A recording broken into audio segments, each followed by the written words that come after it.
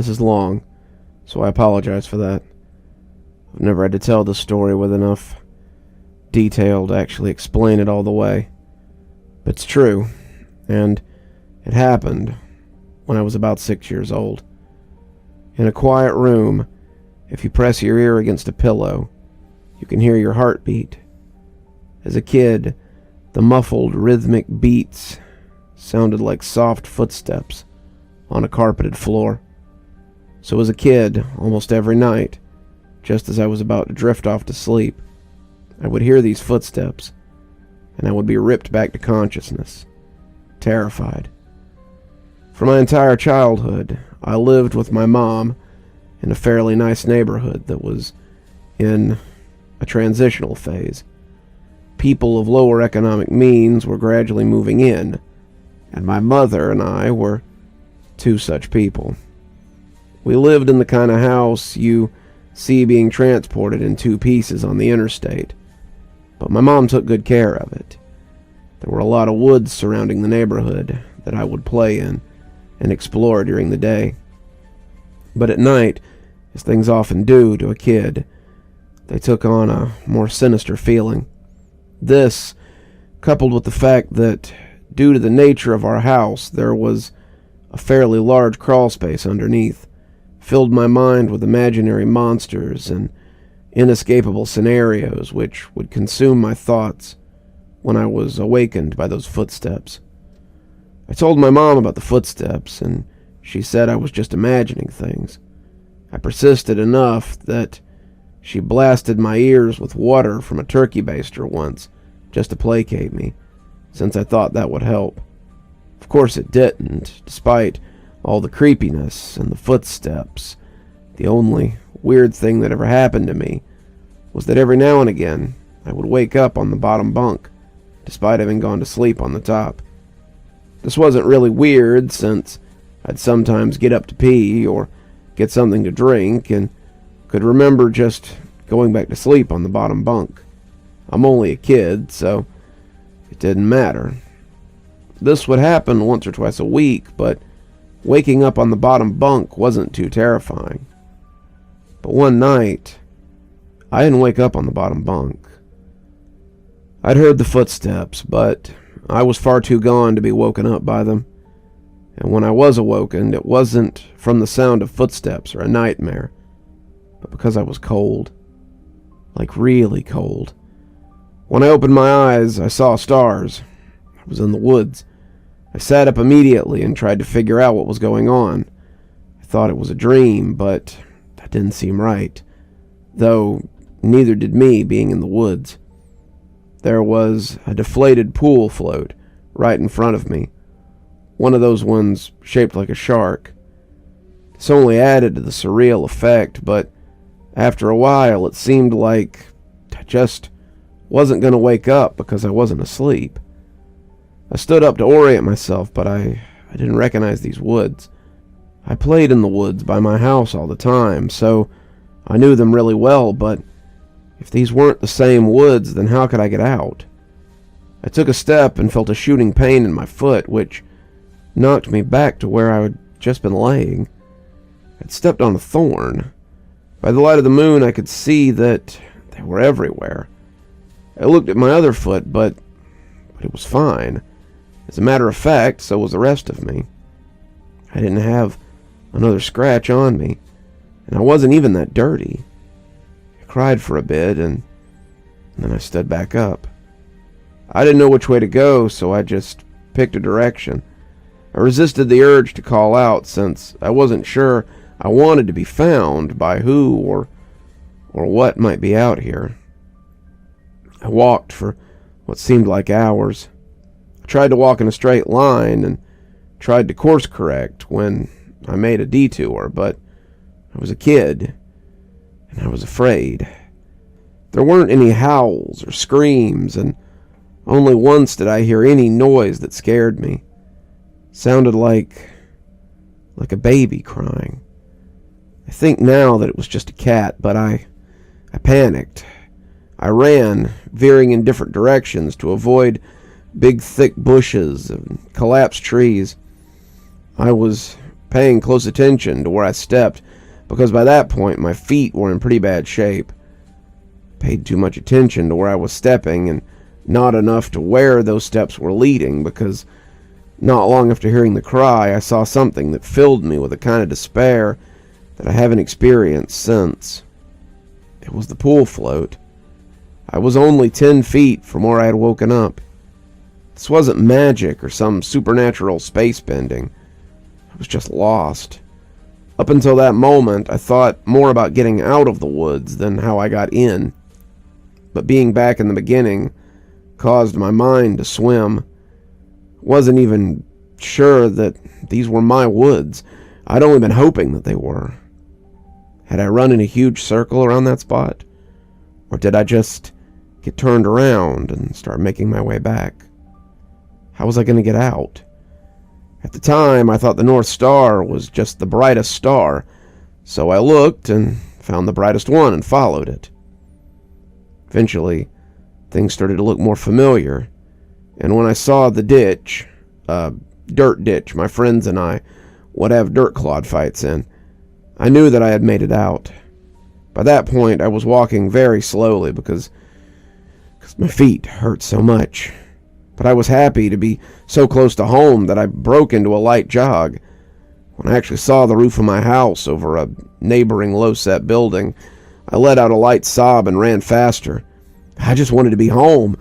I had already decided that I wouldn't say anything because I had no idea what I could possibly say. I would get back in the house somehow, clean up, and go to bed. My heart sunk, though, as I rounded the corner, and my house came fully into view. Every light in the house was on. I knew my mom was up, and I knew I would have to explain, or try to explain, where I'd been. Couldn't even figure out where to start. My run became a jog, which became a walk. I saw her silhouette through the blinds, and although I was worried about how to explain things to her, that didn't matter to me at that point. I walked up a couple of steps to the porch and put my hand on the doorknob and turned.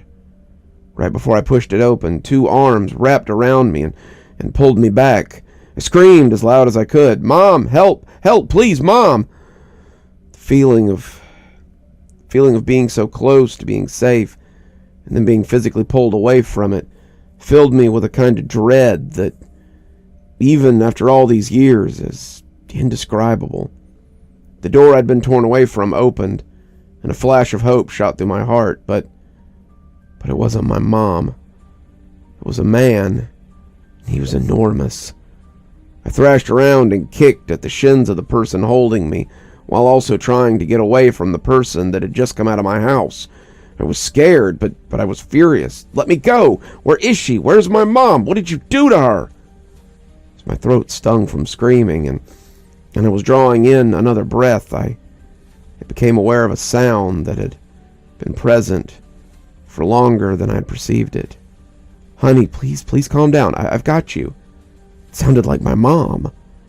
The arms loosened and set me down, and as a man approached me, blocking out the porch light with his head, I noticed his clothes. He was a cop. I turned to face the voice behind me and saw that it was really my mom. Everything was okay. I began to cry, and the 3 of us went inside. "I'm so glad you're home, sweetie. I was worried I'd never see you again."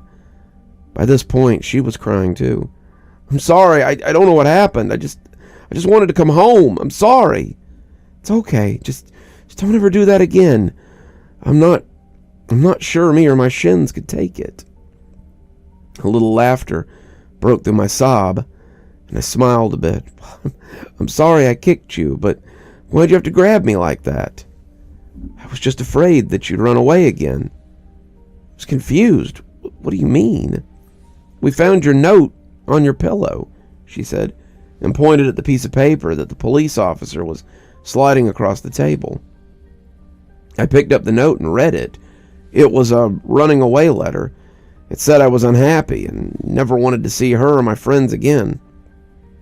The police officer exchanged a few words with my mom on the porch while I stared at the letter. I didn't remember writing this letter. I didn't remember writing anything about any of this, but But even if I sometimes went to the bathroom at night and didn't remember, or even if I could have gone into the woods on my own, even if all that could have been true, the only thing I knew at that point was, this isn't how I spell my name. I didn't write this letter. A couple of days ago, I posted a story called Footsteps here on No Sleep. There were a number of questions that made me curious about certain details about my childhood, so I spoke with my mother. Exacerbated by the question, she said, "Why don't you just tell them about the goddamn balloons if you're so interested?" As soon as she said it, I remembered so much about my childhood that I'd forgotten. This story will provide some greater context for the previous story, which I think you should read first, though the order isn't of vital importance. Reading that story first will put you in my place, and more effectively since I remember the events of Footsteps first. If you have questions or anything, feel free to ask, and I'll try to answer them. Also, both stories are long, so heads up on that. I'm just hesitant to leave out any details that might be important. When I was 5, I went to an elementary school that, from what I've come to understand, was really adamant about the importance of learning through activity.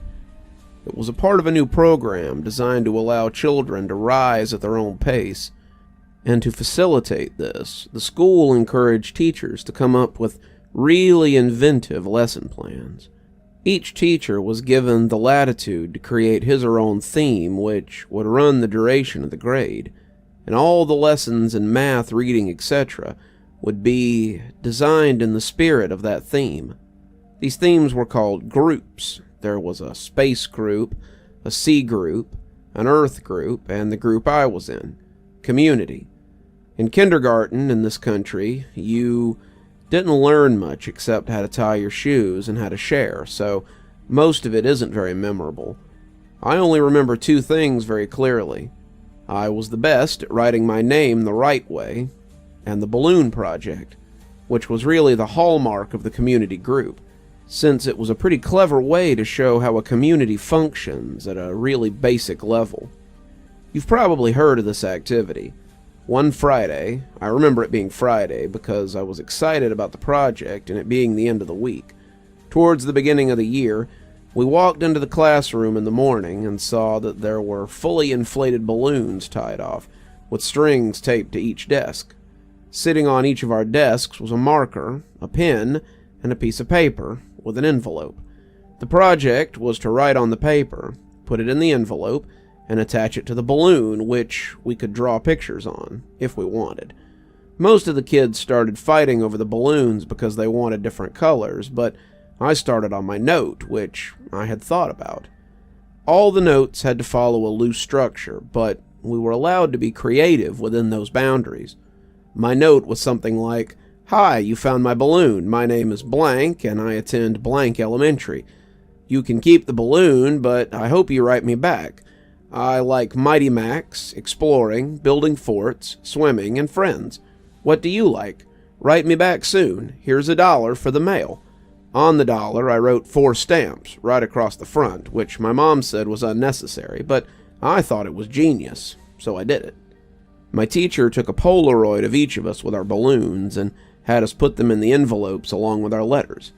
They also included another letter that I assume explained the nature of the project and sincere appreciation for anyone participating in the writing back and sending photos of their cities or neighborhoods. That was the whole idea, to build a sense of community without having to leave the school, and to establish safe contact with other people. Seemed like such a fun idea. Over the next couple of weeks, the letters started rolling in. Most came with pictures of different landmarks, and each time a letter came in, the teacher would pin the picture on a big wall map that we had put up showing where the letters had come from and how far the balloon had traveled. It was a really smart idea, because we actually looked forward to coming to school to see if we had gotten our letter. For the duration of the year, we had 1 day a week where we could write back to our pen pal, or another student's pen pal, in case our letter didn't come in yet. Mine was one of the last to arrive. When I came into the classroom, I looked at my desk and once again didn't see any letter waiting for me. But as I sat down, the teacher approached me and handed me an envelope. I must have looked so excited because I was about to open it, but she put a hand on mine to stop me and said, "Please don't be upset." I didn't understand what she meant. Why would I be upset now that my letter had come in?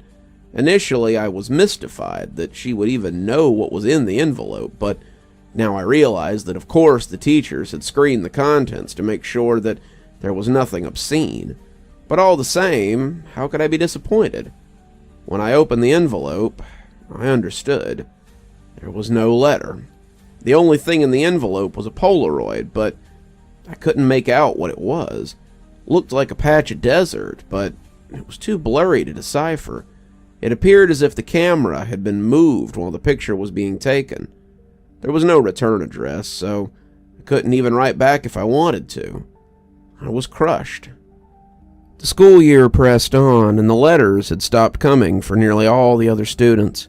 After all, you can only continue a written correspondence with a kindergartner for so long.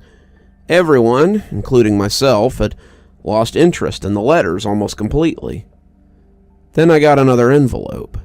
My excitement was rejuvenated, and I reveled in the fact that I was still getting a letter when most of the other pen pals had abandoned their involvement. It made sense that I received another delivery. There'd been nothing but a blurry picture in the first one, so it was probably to make up for that. But again, there was no letter, just another picture. This one was more distinguishable, but I still didn't understand it.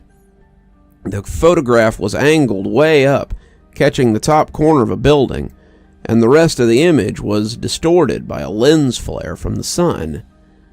Because the balloons didn't travel very far, and because they were all launched on the same day, the board became a bit cluttered, so the policy for students still exchanging letters became that they could take the photos home. My best friend Josh had the second highest number of pictures taken home by the end of the year.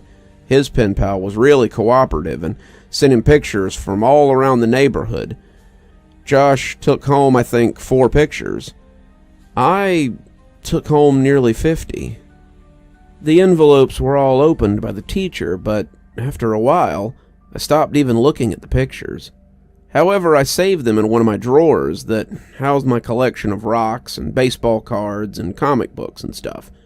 Marvel metal cards, for those who might remember, and little miniature baseball batting helmets that I'd get out of vending machines at Winn-Dixie after t-ball games. With the school year over, my attention turned to other things. My mom had gotten me a small snow cone machine for Christmas that year, and Josh had really coveted it, so much that his parents had bought him a slightly nicer one for his birthday, which was towards the end of the school year. That summer, we had the idea that we could set up a snow cone stand to make money. We thought we'd make a fortune selling snow cones at $1. Josh lived in a different neighborhood, but we eventually decided that my neighborhood would be better because there were a lot of people who cared for their lawns. The yards in my neighborhood were slightly bigger. We did this for 5 weeks in a row until my mom told us that we had to stop, and I've only recently come to understand why she did that. On the 5th weekend, Josh and I were counting our money because we both had a machine. We each had separate stacks of money that we put together into one stack, and we split it evenly. We'd made a total of $16 that day, and as Josh paid out my 5th dollar, a feeling of profound surprise consumed me.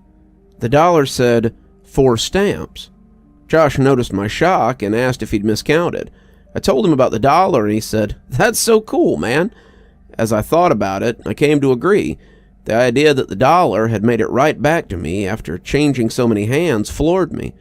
I rushed inside to tell my mom, but my excitement, coupled with her being distracted by a phone call, made my story incomprehensible, and she responded simply by saying, "Oh wow, that's neat." Frustrated, I ran back outside and told Josh I had something to show him. Back in my room, I opened my drawer and took out the stack of envelopes and showed him some of the pictures. I started with the first picture, and as we went through about 10 of them, Josh lost interest and asked if I wanted to play in the ditch, dirt ditch down by the street from my house, before his mom came to pick us up. So that's what we did. We had a dirt war for a while, but it was interrupted several times by rustling in the woods around us. There were raccoons and stray cats that lived in there, but this was making a little too much noise, and we traded guesses on what it was as we attempted to scare each other. My last guess was that it was a mummy, but in the end, Josh kept insisting that it was a robot because of the sounds that we heard. Before we left, he got a little serious and looked me right in the eye and said, "You heard it, didn't you? Sounds like a robot. You heard it too, right?" I had heard it, and since it sounded mechanical, I agreed that it was probably a robot. It's only now that I understand what we heard. When we got back, Josh's mom was waiting for him in the kitchen with my mom. Josh told his mom about the robot. Our moms laughed, and Josh went home. My mom and I ate dinner, and then I went to bed. I didn't stay in bed for long because I crept out and decided that due to the day's events, I would revisit the envelopes, since now the whole affair seemed much more interesting. I took the first envelope and set it on the floor and set the blurry desert Polaroid on top. I laid the second envelope next to it and placed the oddly angled Polaroid of a building top corner, and did this with the other pictures until they formed a grid that was about 5 by 10. I was always taught to be careful with things that I was collecting, even if I wasn't sure they were valuable. I noticed that the pictures gradually became more decipherable. There was a tree with a bird on it, a speed limit sign, power lines, a group of people walking into some buildings. Then I saw something that vexed me so powerfully that I can now, as I write this, distinctly remember feeling dizzy and capable of only repeating a single thought. Why am I in this picture? In this photograph of a group of people entering the building, I saw myself holding hands with my mom in the very back of the crowd. We were at the very edge of the photo, but it was undeniably us. As my eyes swam over the sea of Polaroids, I became increasingly anxious. It was a really odd feeling. It wasn't fear, it was the feeling you get when you're in trouble. I'm not sure why I was flooded with that feeling, but there I sat, floundering in the distinct sense that I'd done something wrong. And this feeling only intensified as I looked at the rest of the photos, one after another. I was so powerfully struck. I was in every photo. None of them were close shots, none of them were only of me, but I was in every single one of them. Off to the side, or in the back, bottom of the frame. Some of them only had the tiniest bit of my face captured at the very edge of the photo. But nevertheless, I was there. I was always there. I didn't know what to do. Your mind works in funny ways as a kid, but there was a large part of me that was afraid of getting in trouble simply for being up. Since I already had the looming feeling of doing something wrong, I decided that I'd wait until tomorrow. The next day, my mom was off work and spent most of the morning cleaning up around the house. I watched cartoons, I imagined, and waited until I thought it was a good time to show her the Polaroids. When she went out to get the mail, I grabbed a couple of the pictures and put them on the table in front of me as I sat waiting for her to come in. When she returned, she was already opening the mail and threw some junk mail in the trash can as I said, "Mom, can you come here for a second? I have these pictures. Just give me a minute, honey. I need to mark these on the calendar." After a minute or two, she came and stood behind me and asked what I needed. I could hear her shuffling with the mail behind me, but I just looked at the Polaroids and told her about them. As I explained more and pointed to the pictures, her frequent uh-huhs and okays decreased, and it was like she was suddenly completely quiet and only making a little noise with the mail. The next noise I heard was her sounding as if she was trying to catch her breath in a room that had no air left in it. At last, her struggling gasps were conquered, and she simply dropped the remaining mail on the table and ran to the kitchen to get the phone. "Mom, I'm sorry. I didn't know about these. Don't get mad at me." With the phone pressed to her ear, she was walking, running back and forth, and shouting into it. I nervously fiddled with the mail, sitting next to my Polaroids. The top envelope had something sticking out of it, and thoughtlessly and anxiously pulled it out until it came. It was another Polaroid. Confused, I thought that somehow one of my Polaroids had slipped into the stack when she threw the mail down. But when I turned it over and looked at it, I realized that I hadn't seen this one before. To my dismay, it was me, but this one was a much closer shot. I was surrounded by trees and was smiling, but it wasn't just me, I noticed. Josh was there too. This was from yesterday. I started yelling for my mom, who was still screaming into the phone. I repeatedly yelled for her until she finally responded, "What?" And I could only think to ask, "Who are you calling?" "I'm talking to the police, honey." "But why? I'm sorry. I didn't mean to do anything." She answered me with a response that I never understood until I was forced to revisit these events from the earliest years of my life. She grabbed the envelope off the table, and the picture of Josh and I spun and slid, landing next to the other Polaroids in front of me. She held the envelope up to my eye, but I could only look at her and watch as all the color began to drain out of her face. With tears welling up in her eyes, she said that she had to call the police because there was no postmark on the envelope. For those of you who have read my other stories and asked if there was more and received cryptic answers from me, I want to apologize for being dishonest. I said several times in the comments that nothing really happened after footsteps, but that wasn't true. The events of the following story weren't locked away in the recesses of my mind. I've always remembered them. It wasn't until I remembered balloons and spoke with my mother about the following events that I realized how intertwined this story was with everything else, but I originally hadn't really planned on sharing this with anyone. My desire to withhold this memory was due mostly to the fact that I didn't think I showed good judgment in it. I also wanted consent from another person to tell it, so as to not misinterpret what transpired. I didn't expect there to be a lot of interest in my other stories, so I never thought I'd really get pressed for more information, and I would have been happy to keep this to myself for the rest of my life. I haven't been able to reach the other party, but I would feel disingenuous withholding this story from those who wanted more information, now that I've spoken to my mother and another connecting line has been drawn. What follows is as accurate a recollection as I could manage. I apologize again for the length. I spent the summer before my first year of elementary school learning how to climb trees. There was one particular pine tree right outside my room that seemed almost destined for me.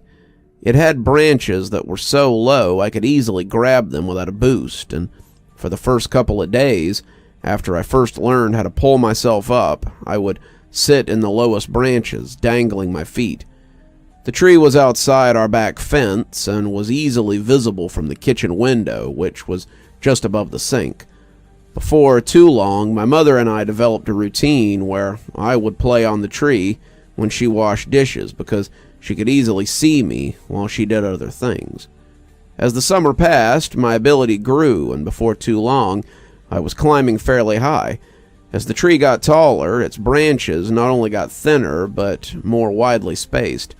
I eventually reached a point where I couldn't actually climb any higher, so the game had to change. I began to concentrate on speed, and in the end, I would reach the highest branch in 25 seconds. I got too confident, and one afternoon I tried to step from one branch before I was firmly grasping the next one. I fell about 20 feet and broke my arm really badly in 2 places. My mom was running towards me, yelling, and I remember her sounding like she was underwater. I don't remember what she said, but I do remember being surprised by just how white my bone was. I was going to start kindergarten with a cast, and I wouldn't even have any friends to sign it. My mom must have felt terrible, because the day before I started school, she bought me a kitten. He was just a baby and was striped with tan and white. As soon as she put him down and he crawled into my empty case of soda that was sitting on the floor, I named him Boxes. Boxes was only an outside cat when he escaped. My mom had him declawed so he wouldn't destroy the furniture, so as a result, we did our best to keep him inside. He'd get out every now and again, and we'd find him somewhere in the backyard, chasing bugs or lizards or something, though he could hardly ever catch one because he had no front claws. He was pretty evasive, but we'd always catch him and carry him back inside. He'd scramble to look over my shoulder. I told my mom that it was because he was planning his strategy for next time. Once inside, we'd give him some tuna fish, and he would learn that the sound of the can opener might signal it, and he'd come running whenever he heard it. This conditioning came in handy later because towards the end of our time in that particular house, Boxes would get out more and more often and would run under the house into the crawl space, where neither of us wanted to follow because it was cramped and probably crawling with bugs and rodents. Ingeniously, my mom thought to hook the can opener to an extension cord out back and run it right outside the hole that Boxes had gone through. Eventually, he would emerge with this loud meow, looking excited by the sound and then horrified at how we could run such a cruel ruse on him. A can opener with no tuna made no sense to Boxes. The last time he escaped to the underside of the house was actually our last day in it. My mom had put the house on the market, and we had begun packing our things. We didn't have much, and we stretched the packing out for a while, though I had already packed up all my clothes at my mom's request. My mom could tell I was really sad about moving and wanted the transition to be smooth for me. And I guess she thought that having my clothes in boxes would reinforce the idea that we were moving, but things wouldn't change that much. When Boxes got out, as we were loading some things into the moving van, my mom cursed because she had already packed the can opener and wasn't sure where it was. I pretended to go look for it so I wouldn't have to go into the house, and my mom, probably completely aware of my little scam, moved one of the panels and crawled in. She came out with Boxes pretty quickly and seemed pretty unnerved, which made me feel even better about getting out of it. My mom made some phone calls while I packed a little more, and then she came into my room and told me that she had spoken to the realtor and we were going to start moving into the other house that day. She said it like it was excellent news, but I had thought we had more time in the house. She originally said we weren't moving until the end of next year, and it was only Tuesday. What's more, we weren't completely finished packing, but my mom said sometimes it was easier to replace things than pack them up and haul them all over the city. I didn't even get to grab the rest of my boxed clothes. I asked if I could call Josh and say goodbye, but she said that we should call him from our new house. Then we left in the moving van. I managed to stay in touch with Josh over the years, which is surprising since we were no longer at the same school. Our parents weren't close friends, but they knew that we were, so they would accommodate our desires to see each other by driving us back and forth for sleepovers sometimes, even most weekends. For Christmas one year, our parents even pooled their money and got us some really nice walkie-talkies that were advertised to work across a range that extended past the distance between our houses. They also had batteries that would last for days if the walkie-talkies weren't used.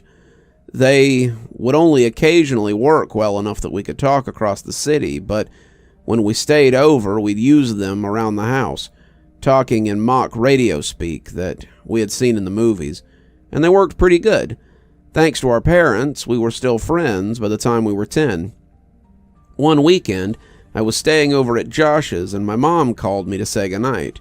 She was still pretty watchful, even when she couldn't actually watch me, but I had gotten so used to it that I didn't even notice, even if Josh did. She sounded upset. Boxes was missing. This must have been a Saturday night, because I had spent the night at Josh's the previous night, and I was going to go home the next day because we had school on Monday. Boxes had been missing since Friday afternoon. I gathered, by what she had told me, that she hadn't seen him since returning home after dropping me off.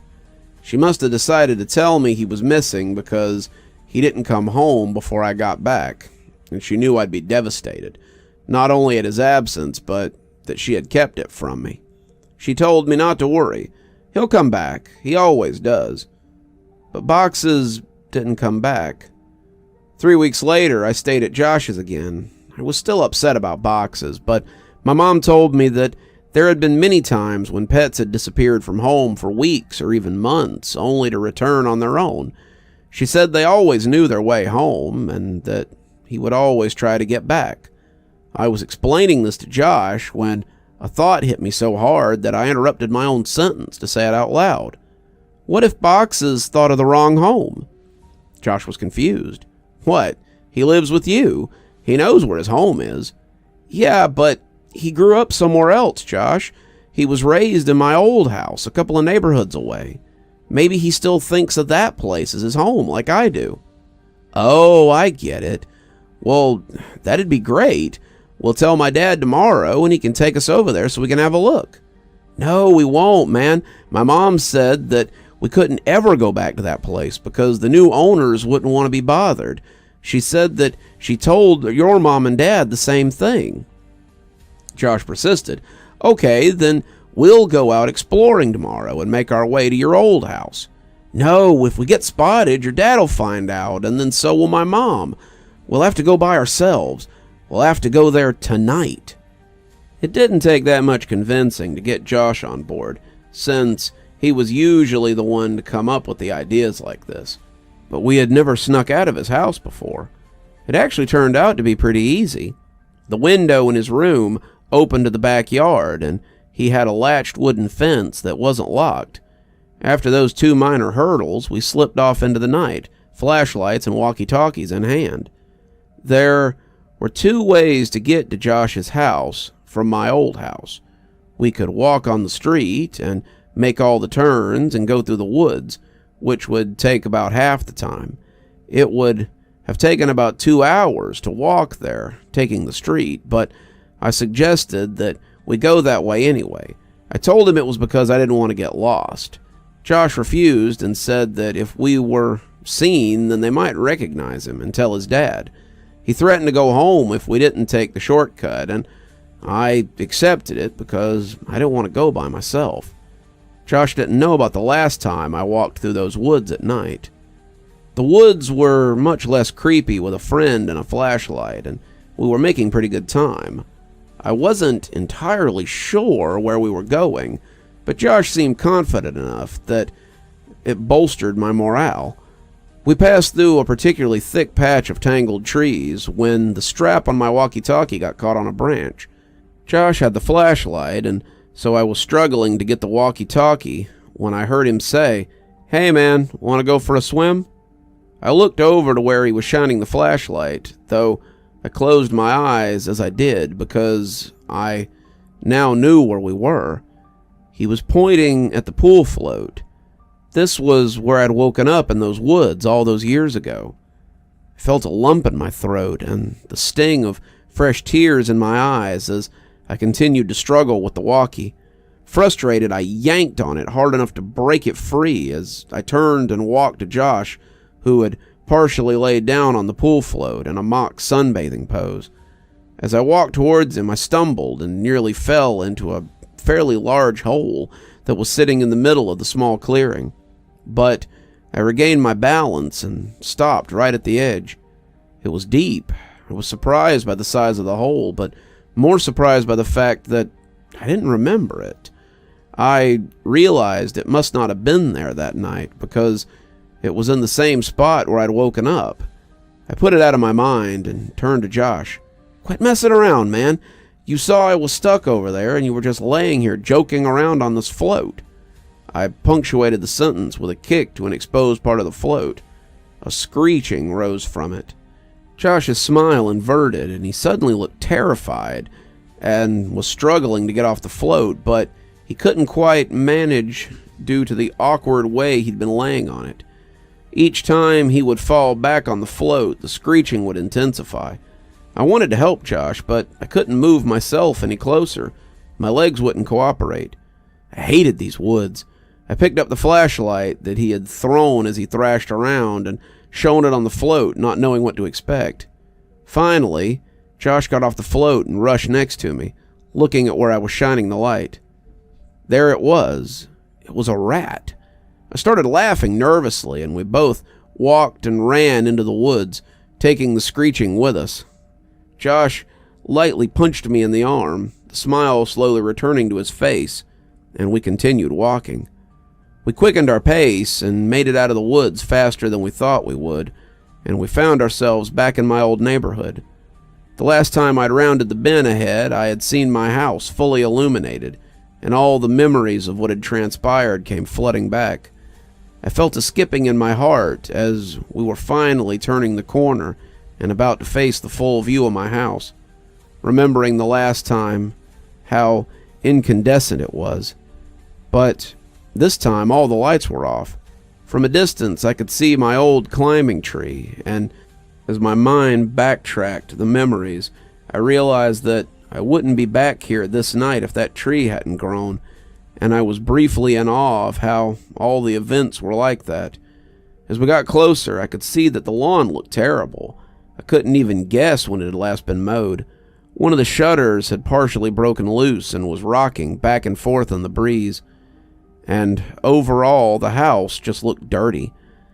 I was sad to see my old home in such a state of disrepair. Why would my mom care if we bothered the new owner, if they cared so little about where they lived? Then I realized it. There was no new owner. The house was abandoned, though it looked simply forsaken. Why would my mom lie to me about our new house having new people in it? But I thought that this was actually a good thing. It'd be easier to look around for boxes if we didn't have to worry about being spotted by the new family. This would make it much quicker. Josh interrupted my thoughts as we walked through the gate and up to the house itself. "Your old house sucks, dude," Josh yelled as quietly as he could. "Shut up, Josh. Even like this, it's still nicer than yours." "Hey, man. Okay. I think boxes is probably under the house. One of us has to go under and look, but the other should stay next to the opening in case he comes running out." "Are you serious? There's no way I'm going under there. It's your cat, man. You do it." "Look, I'll game you for it, unless you're too scared," I said, holding my fist over my upturned hand. "Fine, but we go on shoot, not on three. It's rock, paper, scissors, shoot, not 1, 2, 3. "I know how to play the game, Josh. You're the one who's always messing it up, and it's 2 out of 3. I lost, though. I wiggled loose the panel that my mom would always move when she had to crawl under the house for boxes. She only had to do it a couple of times since we had the can opener trick, but when she had to do it, she hated it, especially that last time. And as I looked into the darkness of the crawl space, I had a greater appreciation for why. Before we moved, she said it was actually better that boxes ran under here, despite how hard it would be to get him out. It was less dangerous than him jumping over the fence and running around the neighborhood. All that was true, but I was still dreading going under there. I grabbed the flashlight and the walkie-talkie and began to crawl in, a powerful smell overtaking me. It smelled like death. I turned on my walkie. "Josh, are you there? This is Macho Man. Come back." "Josh, cut it out. Something wrong down here." "What do you mean?" "It stinks. It smells like something died." "Is it boxes?" "I really hope not." I set down the walkie and moved the flashlight around as I crawled forward. Looking through the hole from the outside, you could see all the way back with the light, but you had to be inside to see from the support blocks that held the house up. I'd say that there was about 40% of area that you couldn't see unless you were actually in the crawl space, but Even inside, I discovered that I could only see directly where the flashlight was pointing. I realized that this would make scouting around the place much more difficult. As I moved forward, the smell intensified. The fear was growing in me that boxes had come down here and something had happened to him. I shined the flashlight around, but couldn't see much of anything. I wrapped my fingers around a support block to pull myself forward, and as I did, I felt something that made my hand recoil. Fur. My heart sank, and I prepared myself emotionally for what I was about to see. I crawled slowly so I could prolong what I knew was coming, and I inched my eyes and the flashlight past the block to see what was on the other side. I staggered back in horror. Jesus Christ! Escaped my trembling mouth. It was hideous and twisted, badly decomposed. Its skin had rotted away on its face, so the teeth appeared to be enormous, and the smell was unbearable. What is it? Are you okay? Is it boxes? I reached for the walkie. No, it's not boxes. What the hell is it then? I don't know. I shined the light at it again and looked at it with less fear. I chuckled. It's a raccoon. Well, keep looking. I'm going to go into the house and see if he might have made it in somehow. What? No, Josh, don't go in there. What if Boxes is down here and he runs out? He can't. I put the board back. I looked and saw he was telling the truth. Why'd you do that? Don't worry, man. You can move it easily. This makes more sense. If Boxes ran out and I missed him, then he's gone. If he's down there, then grab him tight and I'll come move the board. And if he's not, then you can move it yourself while I look in the house. Some of his points were good, and I doubted he'd be able to get in anyway. Okay, but be careful and don't touch anything. There's a bunch of my old clothes still in boxes in my room. You can look in there and see if he crawled in one. Just make sure you bring your walkie. Roger that, good buddy. I realized that it would be pitch black in there. The power would have been turned off since no one was paying the bill. With any luck, he'd be able to see from the street lights that cast some light inside. Otherwise, I'm not sure what he'd do. Before too long, I heard footsteps right over my head and felt old dirt raining down on me. Josh, is that you? Breaker, this is Macho Man coming back at you, Tango Foxtrot. The Eagle has landed. What's your 20, Princess Jasmine? Over. Asshole. Macho Man, my 20 is in your bathroom looking at your stash of magazines. Looks like you got a thing for dudes' butts. What's the report on that? Over. I could hear him laughing without the walkie-talkie, and I started laughing too. I heard the footsteps fade away a little. He was on his way to my old room. Man, it's dark in here. Hey, are you sure you had boxes of clothes in here? I don't see any. Yeah, there should be a couple of boxes in front of the closet. There aren't any boxes in here. Let me check and see if maybe they put the boxes in the closet when you left. I started thinking that maybe my mom had come back and gotten the clothes and just given them away because I'd outgrown them. But I remembered leaving boxes in there. I didn't even have time to close the last one before we left. While I was waiting for Josh to tell me what he'd found, I kicked out my leg, which was starting to fall asleep because of the position I was in, and it hit something. I looked back and saw something really strange. It was a blanket, and all around it were bowls. I crawled a little closer to it. The blanket smelled moldy, and most of the bowls were empty, but one had something in it that I recognized. Cat food. It was a different kind than we gave boxes, but I suddenly understood. My mom had set up a little place for boxes to encourage him to come down here instead of running around the neighborhood. That made a lot of sense, and it seemed even more likely that boxes would come back to this place. That's pretty cool, Mom, I thought. I found your clothes. Oh, cool. Where were the boxes? Like I said, there are no boxes. Your clothes are in the closet. They're hanging up. I felt a chill. That was impossible. I'd packed all my clothes, even though we weren't supposed to move for another 2 weeks when we left. I remembered packing them, and thinking it was stupid for me to have to get clothes out of the box and then put them back in it. I'd packed them, but someone had hung them back up. Why, though? Josh needed to get out of there. That can't be right, Josh. They're supposed to be in boxes. Stop messing around and just come back outside. No joke, man. I'm looking at them. Maybe you just thought that you left them. Ha! Wow, you sure like to look at yourself, don't you? What? What do you mean? Your wall, man. Your walls are covered in Polaroids of yourself. There's a bunch of them. What, did you hire someone to... Silence. I checked my walkie to see if I'd switched it off or something. It was fine. I could hear footsteps, but couldn't tell exactly where Josh was going. I waited for Josh to finish his sentence, thinking that his finger had just slipped off the button, but he didn't continue. He seemed to be stomping around the house now. I was just about to radio him when he came back. There's someone in the house. His voice was hushed and broken.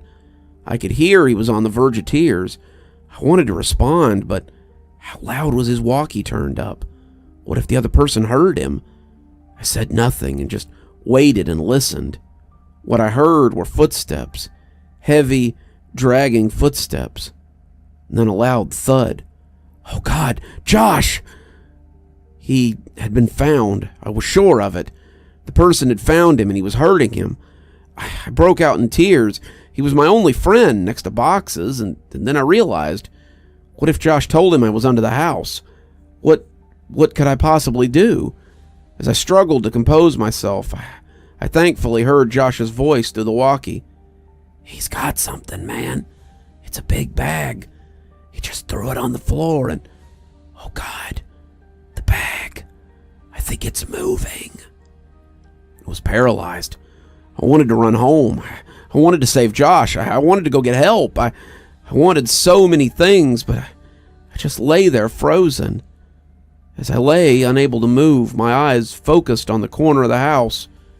There it was, right under my room. I moved the flashlight. My breath hitched at what I saw. Animals. Dozens of them. All of them dead. They lay in piles all around the perimeter of the crawl space. Could boxes be among those corpses? Was this what the cat food had been for? Seeing this broke my shock as I knew that I had to get out of there. I scrambled to the board. I pushed on it, but it wouldn't budge. I couldn't move it because it was wedged in there, and I couldn't get my fingers around it since the edges were outside. I was trapped. God damn you, Josh, I whispered to myself. I could feel thunderous footsteps above me. The house was shaking. I heard Josh scream, and it was matched by another scream that was full of fear. As I continued pushing, I felt the boards move, but I knew it wasn't me who was moving it. I heard footsteps above me and in front of me, and shouting and screaming, and filling the brief silence between the footsteps. I moved back and held my walkie, ready to try to defend myself as the board was thrown to the side and an arm shot in and grabbed for me. Let's go, man, right now. It was Josh. Thank God. I scrambled out of the opening, holding the flashlight and the walkie. When we got to the fence, we both jumped, but Josh's walkie fell. He reached for it, and I told him to just forget it. We had to move. Behind us, I could hear yelling, though they weren't words, only sounds. And we, perhaps foolishly, ran for the woods to get back to Josh's quicker and be somewhat harder to follow. The whole way through the woods, Josh kept yelling, "My picture! He took my picture!" But I knew the man already had Josh's picture from all those years ago at the ditch. I suppose Josh still thought those mechanical sounds were a robot. We made it back to Josh's house and back into his room before his parents woke up. I asked him about the big bag and if it had really moved, and he said he couldn't be sure. He kept apologizing about dropping the walkie at the house, but obviously that wasn't a big deal. We didn't go to sleep. We sat peering out the window, waiting for him. I went home later that day, as it was already 3 a.m. I told my mom the basics of the story a couple of days ago. She broke down and was furious about the danger I had put myself in. I asked her why she made all those things up about bothering the new owners to stop me from going. Why did she think the house was dangerous? She became irate and hysterical, but she answered my question. She grabbed my hand and squeezed it harder than I thought her capable of and locked eyes with mine, whispering that she was afraid of being overheard. Because I never put any blankets or bowls under the house for boxes. You weren't the only one to find them. I felt dizzy. I understood so much now. I understood why she had looked so uneasy after she brought boxes out from under the house on our last day there. She found more than spiders or a rat's nest that day. I understood why we left almost 2 weeks early. I understand why she tried to stop me from going back. She knew he had made his home under ours, and she kept it from me. I left without saying another word and didn't finish the story for her, but I wanted to finish it here for you guys. I got home from Josh's that day. I threw my stuff on the floor as it scattered everywhere. I didn't care, I just wanted to sleep. I woke up around 9 p.m. to the sound of boxes mewing. My heart leapt. He had finally come home. I was a little sick about the fact that if I had only waited a day, that the events the night before wouldn't have happened at all, but that didn't matter. He was back. I got off my bed and called for him, looking around to catch a glimpse of the light off his eyes. The cries continued, and I followed them. It was coming from under my bed.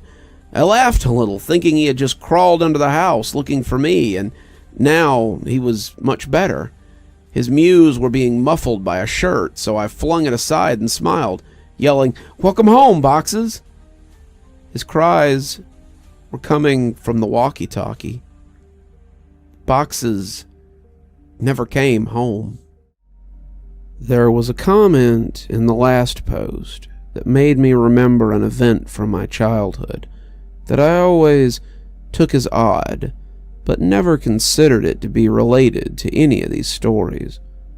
I know now that it is. It's funny how memories work. The details might all be present in your mind, though scattered and disarrayed. Then a single thought can stitch them back together almost instantly. I never thought of these events much because I was focused on the wrong details. I went back to my mother's home and went through my old childhood schoolwork, looking for something that I think is important. I couldn't find it, but I'll keep looking. Again, sorry for the length. Most old cities, and the neighborhoods in them, weren't planned with the thought that the population would begin to grow exponentially, and it would have to be accommodated. The layout of the roads is generally originally in response to geographical restrictions and the necessity of connecting points of economic importance. Once the connecting roads are established, new businesses and roads are positioned strategically along the existing skeleton, and eventually the paths carved into the earth are immortalized in asphalt, leaving room only for minor modifications, additions, and alterations, but never any dramatic changes. My childhood neighborhood must have been old. If the straight lines move as the crow flies, then my neighborhood must have been based on the travels of a snake. The first house built must have been placed around the lake, and gradually the inhabitants of the area increased as new extensions were built off the original path. But these new extensions all ended abruptly at one point or another. There was only one entrance or exit for the entire neighborhood. Many of these extensions were limited by a tributary, which both fed and drank from the lake and passed right by what I came to call, and have called in these stories, the ditch. Many of the original homes had enormous yards, but some of those original plots had been divided, leaving properties with smaller and smaller boundaries. An aerial view of my neighborhood would give one the impression that an enormous squid had once died in the woods, and some adventuring entrepreneurs found the corpse and paved the roads over the tentacles, only to withdraw this involvement and leave time, greed, and desperation to divide up the land amongst the prosperous homeowners, like an embarrassing attempt at the golden ratio. From my porch you could see the old houses that surrounded the lake, but the house of Miss Maggie was my favorite. She was, as best as I can remember, about 80 years old, but despite that, she was one of the friendliest people I'd ever met. She had a head of those loose-set white curls, and always wore light dresses with floral patterns. She would talk to me and John from her deck porch when we were swimming in the lake, and she would always invite us in for snacks. She said that she was lonely because her husband Tom was always away on business, but Josh and I would always decline her invitation because, as nice as Miss Maggie was, there was still something a bit odd about her. Every now and then we would swim away and she would say, "Chris, John, you're welcome here any time," and we would hear her still yelling that when we were walking back into our houses. Miss Maggie, like many of the older homeowners, had a sprinkler system that was on a timer, though at some point over the years her timer must have broken, because the sprinklers would come on at various points during the day, and often even at night all year.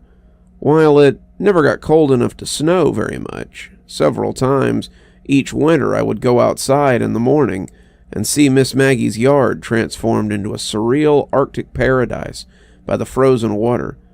Each other yard stood sterilized and dry by the biting frost of the winter cold, but right in the middle of the bleak reminder of the savagery of the season was an oasis of beautiful ice hanging like stalagmites from every branch of every tree and every leaf, even the bushes. As the sun rose, it reflected off, and each piece of ice splintered the sun into a rainbow that would only be viewed briefly before it blinded you. Even as a child, I was struck by how beautiful it was, and often Josh and I would go over there and walk on the iced grass and have sword fights with the icicles. I once asked my mom why she left it on like that, and she seemed to search for an explanation before she finally answered. "Well, sweetie, Miss Maggie's sick a lot, and sometimes when she gets really sick, she gets confused. That's why she messes up yours and Josh's names sometimes. She doesn't mean to, but sometimes she just can't remember. She lives in that big house all by herself, so it's okay if you talk to her when you swim in the lake. But when she invites you in, you should always say no. Be polite, so her feelings don't get hurt." "But she'll be less lonely when her husband comes back, though, right? How long will he be away on business? It seems like he's always away." My mom seemed to struggle, and I could see that she had become pretty upset. Finally, she answered, "Honey, Tom's not going to come home. Tom's in heaven. He died years and years ago, but Miss Maggie doesn't remember. She gets confused and forgets, but Tom's not ever coming home. If someone moved in with her, she might even think it was Tom, but he's gone, sweetie." I would have only been around 5 or 6 when she told me that, and while I didn't understand it completely, I was profoundly sad for Miss Maggie. I know now that Miss Maggie had Alzheimer's. She and her husband Tom had 2 sons, Chris and John. The two had worked out payment plans with the utility company and paid for Miss Maggie's water and electricity, but they never came to visit. I don't know if something happened between them, or if it was the illness, or maybe they just lived too far away, but they never came around. I have no idea what they look like, but there were times when Miss Maggie must have thought that Josh and I looked like they did when they were kids. I guess maybe she saw what some parts of her mind so desperately wanted to see, ignoring the images transmitted down her optic nerves, and just for a little while, showing her what used to be. I realize only now how lonely she must have been. Anyway, during the summer after kindergarten, before the events of balloons, Josh and I had taken to exploring the woods near my house, as well as the tributaries and the lake. We knew that the woods between our houses were connected, and we thought it would be neat if the lake near my house was somehow connected to the creek around his, so we resolved to find out. We were going to make a map. The plan was to make 2 separate maps and then combine them. We would make one map exploring the area around the creek near Josh's house, and make another following the outflow from my lake. Originally, we were going to make one map, but we realized that it wasn't possible since I had started drawing the map of my area so huge that the route to his house wouldn't really be to scale. We kept the map from the lake at my house and the map from the creek at his house, and we would add to each when we stayed the night at the other's house. For the first couple of weeks, it went really well. We would walk through the woods along the water and pause every couple of minutes to add to the map, and it seemed like the 2 maps would come together one day. We had no equipment needed for this job, not even a compass, but we tried to make do. We had the idea to put a stick in the ground when we'd reach the end of a venture, so that if we came to the stick in the other direction the next weekend, we would know that we had joined the maps. We might have been the world's worst cartographers. Eventually, however, the woods became too thick near the water coming from the lake, and we were unable to proceed any further. We lost interest in the whole project after a bit, and reduced our explorations significantly, though not completely, when we started selling snow cones. After I showed my mom all the pictures that I'd taken home from school, and she took away my snow cone machine, our interest in the maps kind of had a revitalization. We had to come up with another plan, although I didn't understand why. My mom had placed what I considered to be extremely severe restrictions on what I could do and where I could go, and I had to check in frequently if I went outside to play with Josh. This meant that we couldn't stay in the woods for hours and continue to look for a new path. We thought that we could just swim when we got to the cutoff in the woods, but that clearly wouldn't work since the map would get wet. We tried going faster when we were coming from Josh's house, but we eventually ran into the same problem. Then we had a brilliant idea. We would build a raft. Due to the construction in the neighborhood, there was a lot of scrap building materials that the company would set in the ditch to keep it out of the road and off the site since they no longer needed it for building. We originally conceived of a formidable ship, complete with a mast and an anchor, but that quickly diminished into something more manageable. We set aside the wood and took several large pieces of styrofoam that were backed with foam board and tied them together with ropes and kite string. We launched our vessel a little down from Miss Maggie's and waved a farewell to her as she motioned to us to come her way, but there was no stopping now. The raft worked pretty well, and while we both behaved and spoke as if the functionality of the raft was a given, I knew at least it was a little surprising. We each had a fairly long tree branch to use as a paddle, but we found it was easier to simply push against the land under the water than to actually use them as intended. When the water became too deep, we'd simply lie on our stomachs and use our hands to paddle the water, which still worked, albeit less well. The first time we had to resort to that method of propulsion, I remember thinking that, from above, it must look like a colossal fat man with tiny arms coming out for a swim. It actually took us several trips to get the raft to the impassable patch of wood that marked the farthest that we had made it. After we had come up with the idea of marking the ground with the sticks, we had taken to running through the woods until we got to the sticks, and then, as carefully and precisely as we could, we would chart our course. This meant that the impasse was actually quite a bit away, so to sail from around my house all the way to the blockade in the woods was taking longer than expected. We would sail for a bit and then dock the raft, and then the next time we'd run through the woods to the raft and go a little farther. We continued this well into the first grade. Josh and I were assigned to different groups that year, so since we didn't really see one another during the school day, our parents were more willing to let us hang out all weekend with each other. What's more, Josh's dad had taken on a lengthy construction job that required him to work over the weekend, and his mother was on call, so that meant that Josh could stay at my house most every weekend. We should have been making excellent progress, but when we finally made it to the impasse and had the opportunity to explore past it, we couldn't find a place to dock the raft. The woods were simply too thick, and the water had eroded the land to the point that it was nearly a 2-foot rise of earth above the tributary, which exposed the twisting, damp roots of the trees above. We'd have to turn back every time and leave the raft at the same thicket of trees that prompted us to build it in the first place. Even worse, winter had arrived, so we couldn't justify leaving the house in our swimsuits. We were getting nowhere. We always had to come home before we could gain much ground. On a Saturday, around 7 p.m., Josh and I were playing when one of my mother's co-workers knocked on the door. Her name was Samantha, and I remember her well now. I would propose to her a couple of years later when I was visiting my mom at work.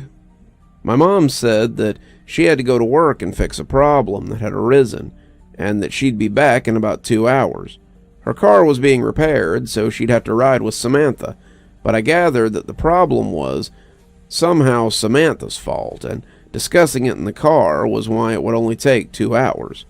She said that under no circumstances were we to leave the house or to open the door for anyone, and she was in the middle of explaining that she would call every hour when she got there to check in, but she ended that statement prematurely when she remembered that our phone had been turned off for delinquent payments.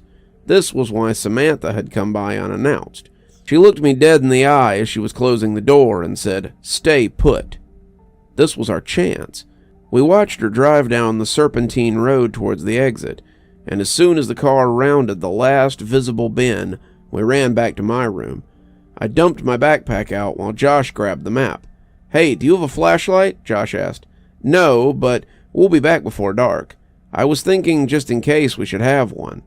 My mom has one, but I don't know where she keeps it. Wait." I ran into my closet and pulled a box down off the top shelf. "You have a flashlight in there?" Josh asked. "Not exactly." I opened the box and revealed 3 Roman candles that I had taken from a pile that my mother had amassed for the 4th of July the last summer, along with a lighter that I had managed to take from her several months ago. This would ensure that we at least had some light if we needed it. This was a little bit before I had been given an opportunity to be afraid of the woods at night, so it wasn't fear that motivated our search for a light source, only practicality. We threw it all in the backpack and bolted for the back door, making sure to close it so boxes couldn't get out. We had about an hour and 50 minutes left. We ran through the woods as fast as we could and made it to the raft about 15 minutes later. We had our bathing suits on under our clothes, so we stripped out of our t-shirts and shorts and left them in 2 separate piles about 4 feet from the edge of the water. We untied the raft from the tree, grabbed our branch paddles, and cast it off. We tried to move as rapidly as we could to reach a point beyond the content of our ever-expanding map, as we didn't have time to waste seeing old sights. We knew that we were slower in the river than on land, and that we would be in the raft for quite a while after the cutoff since the woods were too thick to walk through, and there wasn't a place to dock. This meant that we'd have to ride the raft back to the original docking site when and if we found a new place to dock it further ahead. After we passed the last charted part of the map, the water began to get really deep, and eventually we could no longer touch the bottom with our paddles, so we lay on our stomachs and paddled with our hands. It was getting darker, and as a result, it was becoming harder to distinguish the trees from one another, and we were both becoming slightly unnerved. In the interest of making good time, we were paddling fast with our arms, but this caused a lot of noise as our hands repeatedly confronted and then broke through the water's surface tension. During these periods, we would both hear the crunching of dead leaves and the snapping of fallen sticks in the woods to our right. As we would slow our pace and quiet our actions, the rustling in the woods would cease, and we began to wonder if we were ever going to get out of there. We didn't know what kinds of animals resided this far in the woods, but we did know that we didn't want to find out either. As Josh amended the map that I was illuminating with the lighter, we were suddenly confronted by the fact that the sounds were not imaginary. Rapidly and rhythmically, we heard crunch, snap, crunch. It seemed to be moving slightly away from us, pushing through the woods just beyond our map. It had become too dark to see. We had misjudged how long the sun would linger. Nervously, I called out, "Hello?" There was a brief moment of breathless tension as we lay static in the water. The silence was suddenly broken by laughter. "Hello?" Josh cackled. "So what?" "Hello, Mr. Monster in the Woods. I know you're sneaking around, but maybe you'll answer my hello. Hello!" I realized how stupid it was. Whatever animal it was, it couldn't respond. I hadn't even realized I'd said it until afterwards, but if anything was actually there, I obviously wouldn't get a reply. Josh continued, "Hello!" in a high falsetto. "Hello!" I countered, with as deep a baritone as I could manage. "Hello there, mate. Hello, beep boop. Hello!" We continued mocking each other and were in the process of turning the raft around to head back when we heard, "Hello!" It was whispered and focused as if it were powered by the last breath in a pair of deflated lungs. But it didn't sound sickly. It had come from the spot just off the map, which now sat behind us since we were turning the raft around. I slowly shifted on the raft and faced the direction of the sound as I fumbled with the Roman candle. I wanted to see. "What are you doing?" Josh hissed, but I had already lit it. As the sparking fuse sunk into the wrapper, I held it towards the sky. I had never actually shot one of these myself, and I thought to just use it like a flare in the movies. A glowing green orb rocketed out towards the stars and then quickly extinguished. I lowered my arm towards the horizon. I could remember that there were several colors, but I couldn't remember how many times one of those fired before it had been depleted. A second ball of red light burst out and fizzled across the trees, but I still saw nothing. "Let's get out of here, man," Josh pressed, as he turned his face in the direction back home and began paddling again. "Just one more." Lowering my arm directly at the woods in front of me, another red ball of fire was launched from the tube. It traveled straight ahead until it collided with a tree, briefly exploding the light in a much greater diameter. Still nothing. I dropped the firework into the water and watched as one more struggling fireball burst free, only to quickly die, suffocated beneath the water. As we began paddling in the direction towards my house, we heard a loud and unconcealed rustle in the woods. The breaking of branches and the trampling of fallen leaves overpowered the sound of our splashing. It was running. In our panic, we jostled the raft too violently, and I felt one of the ropes under my chest loosen. "Josh, be careful!" But it was too late. Our raft was breaking. Before too long, it had completely fallen apart. We each held on to a separate piece of styrofoam, but the pieces weren't big enough to keep us completely afloat, and our legs dangled into the winter water. "Josh, quick!" I yelled, as I pointed at the water right next to him. He scrambled, but it was too cold to move quickly, and we both watched as the map floated away.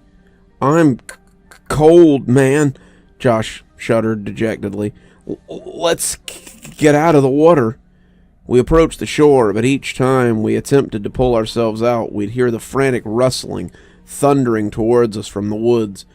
Eventually, we were too cold and weak to even try anymore. Steadily, we kicked our legs and found ourselves nearing the dock site. We toppled off the debris and tried to pull it onto land, but Josh's piece slipped away and floated in the direction of the lake. We took off our swimming suits and were desperate to get into our dry clothes to shield us from the biting chill in the air. I slid my shorts on, but there was something wrong. I turned to Josh. "Where's my shirt?" He shrugged and suggested maybe it got knocked into the water and floated into the lake. I told Josh to go back to my house and to just say that we were playing hide and seek if my mom was home.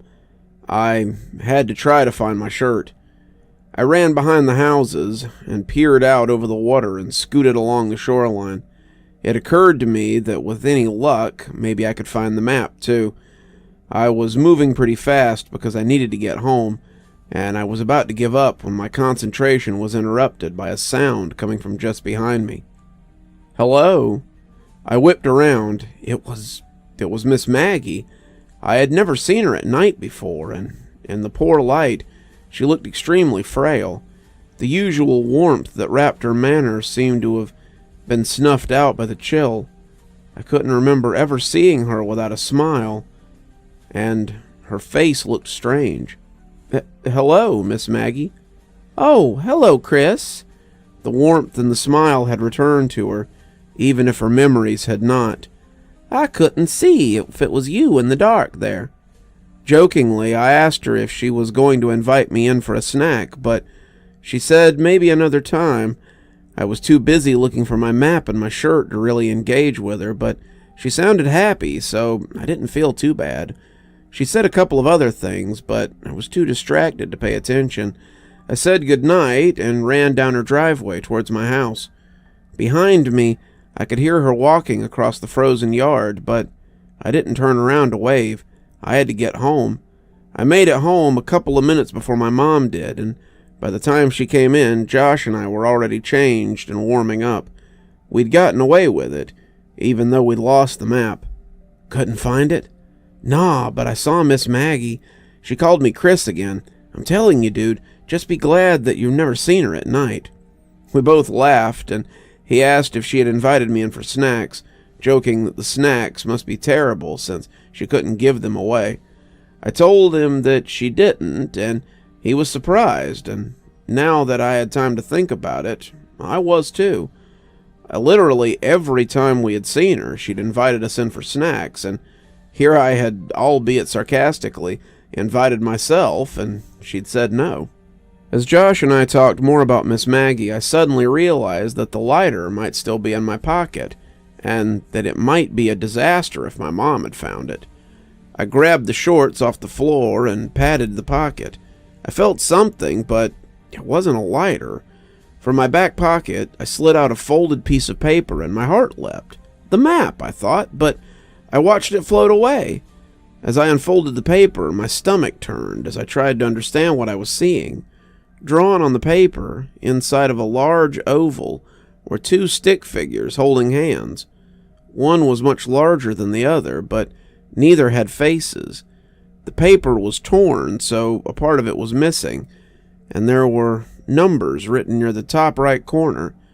It was either a 15 or a 16. Nervously, I handed it to Josh and asked him if he had put it in my pocket at some point.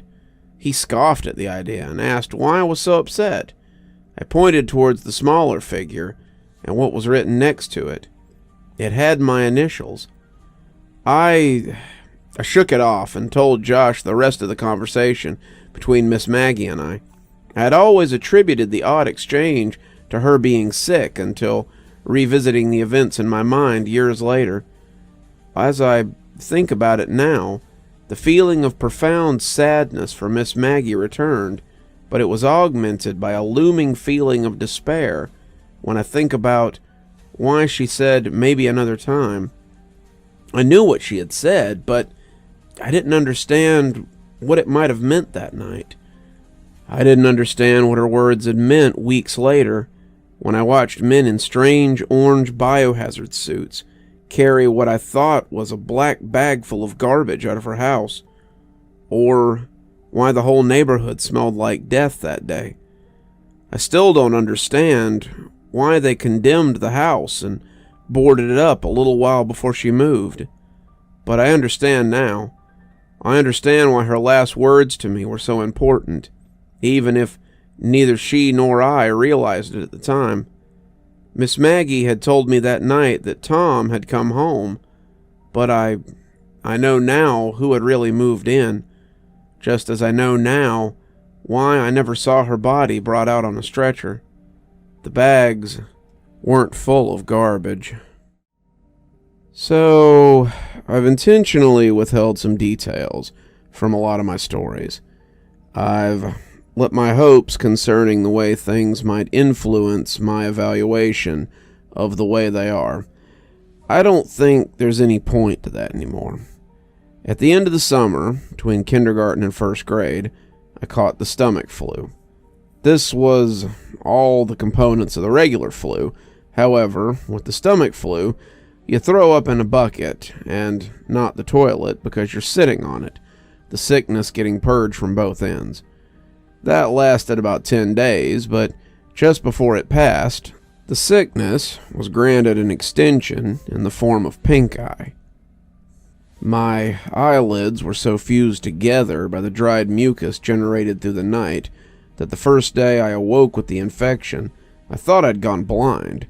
When I started first grade, I had a kink in my neck from the 10 days of bed rest and 2 swollen, bloodshot eyes. Josh was in another group and didn't have my lunch, so in a cafeteria bursting with 200 kids, I still had a table to myself. I started keeping spare food in my backpack that I would take into the bathroom to eat after lunch, since my school meals were usually confiscated by older kids who knew I wouldn't stand up to them, since I had no one to stand up with me. This dynamic persisted even after my condition cleared up, since no one wanted to be friends with the kid who got bullied, lest they get bullied themselves. The only reason they stopped was due to the actions of a kid named Alex. Alex was in the 3rd grade and was bigger than most of the other kids in my grade. Around the 3rd week of school, he started sitting with me at lunch, and this put an immediate end to my food shortage. He was nice enough, but he seemed kind of slow. We never really talked at length, except for when I finally decided to ask why he had been sitting with me. Turned out he had a crush on Josh's sister, Veronica. Veronica was in the 4th grade and was probably the prettiest girl in school. Even as a 6-year-old who fully endorsed the notion that girls were icky, I still knew how pretty Veronica was. When she was in the 3rd grade, Josh told me that 2 boys had actually gotten into a fist fight, which had erupted after an argument concerning the significance of a message that she had written in their yearbooks. One of the boys eventually hit the other in the forehead with the corner of the yearbook, and the wound required stitches to close. While not one of those 2 boys, Alex wanted her to like him, and confessed that he knew Josh and I were best friends. I gathered that he was hoping I would pass along his good deed to Veronica, and that she would be so moved by his selflessness that she would take an interest in him. If I told her, he would continue to sit with me for as long as I needed him to. Because this was during the time when Josh mostly stayed at my house building the raft and navigating tributaries with me, I didn't have the chance to bring it up to Veronica because I simply didn't see her. I told Josh about it, and he made fun of Alex, but said that he would tell his sister since I wanted him to. I doubted that he did. Josh was annoyed that people seemed to be so taken with his sister. I remembered him calling her an ugly crow. I never said anything to Josh, but I remember wanting to say, even then, that she was pretty and that one day she would probably be beautiful. I was right.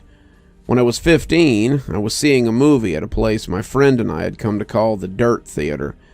It was probably nice at some point, but time had neglected and weathered the place severely.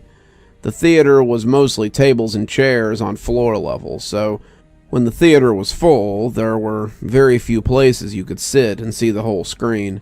The theater was still open, I imagine, for 3 reasons. 1, it was cheap to see a movie there. 2, they showed a different cult movie twice a month at midnight. And 3, they sold beer to underage kids during the midnight showings. I went for the first 2, and that night they were showing Scanners by David Cronenberg for $1. My friends and I were sitting in the back. I wanted to sit closer to the front for a better view, but Ryan had driven us, so I relented. A couple of minutes before the movie started, a group of girls walked in. They were all pretty attractive, but whatever beauty they might have had was eclipsed by the girl with the dirty blonde hair. As she turned to move her seat, I caught a full glimpse of her face, and the feeling of butterflies in my stomach was intense. Turned out, it was Veronica. I hadn't seen her in a long time. Josh and I had saw progressively less of one another after we snuck out to the old house that night when we were 10, and usually when I'd visited him, she'd been out with friends. While everyone stared at the screen, I stared at Veronica, only looking away when that feeling that I was being a creep overcame me. But that feeling would quickly subside, and my eyes would return to her. She really was beautiful, just like I had thought she would be when I was a kid. When the credits started to roll, my friends got up and left. There was only one exit, and they didn't want to be trapped waiting for the crowd to clear. I lingered in hopes of catching Veronica's attention, and she and her friends walked by, so I took my chance. "Hey, Veronica." She turned towards me, looking a little startled. "Yes?" I got out of my seat and stepped into the light coming through the open door. "It's me, Josh's old friend from way back. How have you been?" "Oh my God, hey, it's been so long." She motioned to her friends and said she'd be out in a second. "Yeah, a few years at least. Not since the last time I stayed at Josh's. How is he anyway?" "Oh, that's right. I remember all you guys' games. Do you still play Ninja Turtles with your friends?" She laughed a little and I blushed. "No, I'm not a kid anymore. Me and my friends play X-Men now," I said, really hoping she'd laugh. She did. "You're cute. Do you come to see movies here every time?" I was still reeling from what she had said. Does she really think I'm cute? Did she just mean it to be funny? Does she think I'm attractive? I suddenly realized that she'd asked me a question, and my mind grasped at what it was. "Yeah," I said, much too loudly. "Yeah, I try to anyway. What about you?" "I come every now and again. My boyfriend didn't like these movies, but we broke up, so I plan on coming out more often now." I was trying to be casual, but failing. "Oh, well, that's cool. Not that you guys broke up, I just meant that you'd be able to come out more often." She laughed again. I tried to recover. "So are you coming the week after next? Supposed to be showing Day of the Dead. It's really cool." "Yeah, I'll be there." She smiled, and I was about to suggest that maybe we could sit together when she quickly closed the space between us and hugged me. "It was really good to see you," she said, with her arms around me. I was trying to think of what to say when I realized the biggest problem was that I'd forgotten how to talk. Luckily, Ryan, who I could hear approaching from the hallway, came in and spoke to me. "Dude, you know the movie's over, right? Let's get out of..." Oh, okay." Veronica let go and said that she'd see me next time. She was played out of the room by the porno music that Ryan was making with his mouth. I was furious, but it dissipated as soon as I heard Veronica laugh in the lobby. Day of the Dead couldn't come soon enough. Ryan's family was going out of town, so he wouldn't be able to drive us, and none of my other friends had cars. A couple of days before the movie, I asked my mom if she could take me. She responded almost immediately by denying my request, but I persisted, and she picked up on the desperation in my voice. She asked why I wanted to go so badly, since I'd seen the movie before, and I hesitated before saying that I was hoping to see a girl there. She smiled and asked playfully if she knew the girl, and I reluctantly told her that it was Veronica. The smile dissipated from her face, and she coldly said no. I decided that I would call Veronica to see if she could pick me up. I had no idea if she still lived at home, but it was worth a try. Then I realized that Josh might answer. I hadn't talked to him in nearly 3 years, and if he answered, I obviously couldn't ask to talk to his sister. I felt guilty for calling to speak with Veronica and not Josh, but I dismissed that feeling pretty quickly. Josh hadn't called me in years either. I picked up the phone and dialed the number that was still embedded in my muscle memory from having dialed it so often all those years ago. It rang a couple of times before someone picked up. It wasn't Josh. I felt a mixture of both relief and disappointment. I realized in that second that I really missed Josh. I would call after this week and talk to him, but this was my only chance to see if Veronica could or would take me with her if I asked. The person told me that I had dialed the wrong number, though. I repeated the number back to her, and she confirmed it. She said they must have changed their number, and I agreed. I apologized for the disturbance and hung up. I was suddenly intensely sad because now I couldn't contact Josh. Even if I had wanted to, I felt terrible for having been afraid that he might answer the phone. He had been my best friend. I realized that the only way I could be put back in touch with him was through Veronica. So now, not that I needed one, I had another reason to see her. I told my mom the day before the movie that I was no longer concerned with going, but I was hoping that she could drop me off at my friend Chris's house. She relented and dropped me off that Saturday, a couple of hours before the movie. My plan was to walk from his house to the theater, since he only lived a half a mile away. They went to church early on Sundays, so his parents would go to sleep early Saturday night, and Chris was fine with not coming with me since he had planned on chatting with the girl he had met online. He said that the walk back to his house would be even lonelier after she laughed in my face when I tried to kiss her, and I told him not to electrocute himself when he tried to have sex with his computer. I left his house at 11:15. I tried to pace myself so I'd get there a little before the movie. I was going by myself, so I didn't want to just hang around there waiting. On the way to the theater, I figured that if Veronica showed up at all, it would be too lucky for us to arrive at the same time, so I debated whether I would wait outside or just go in. Both had its pros and cons. As I thought about it, I noticed that the steady stream of streaking car lights that had been overtaking me had been replaced by a single constant spotlight that refused to pass. The road wasn't illuminated by streetlights, so I was walking in the grass with the road about 2 feet to my left. I stepped a little more to my right and craned my neck over my shoulder to see who was behind me. A car had stopped about 10 feet behind me. All I could see were the violently bright headlights that were cutting through the otherwise Stygian surroundings. I thought that it might be one of Chris's parents. Maybe they had come to check in on us and seen that I was gone. It wouldn't have taken much pressing for Chris to confess. I took one step towards the car, and it broke its pause and started driving towards me at a slow pace. It passed me, and I saw that it wasn't Chris's parents, or any car that I recognized for that matter. I tried to see the driver, but it was too dark, and my pupils had shrunk when faced with the blinding lights from the car just a moment ago. They adjusted enough so that I could see a tremendous crack in the back window of the car as it drove away. I didn't think much of the whole affair. Some people find it fun to scare other people. I'd often hid around corners and jumped out at my mom, after all. I timed it just right and got there about 10 minutes before the movie. I had decided to wait outside until around 11:57, since that would give me time to find her inside if she was already in. As I was considering the possibility that she might not show up, I saw her, but she was alone, and she was so beautiful. I waved to her and walked to close the distance. She smiled and asked if my friends were already inside. I said that they weren't and realized that that must seem like I was trying to make this a date. She didn't seem bothered by that, nor was she bothered when I handed her the ticket that I'd already bought. She looked at me quizzically, and I said, "Don't worry, I'm rich."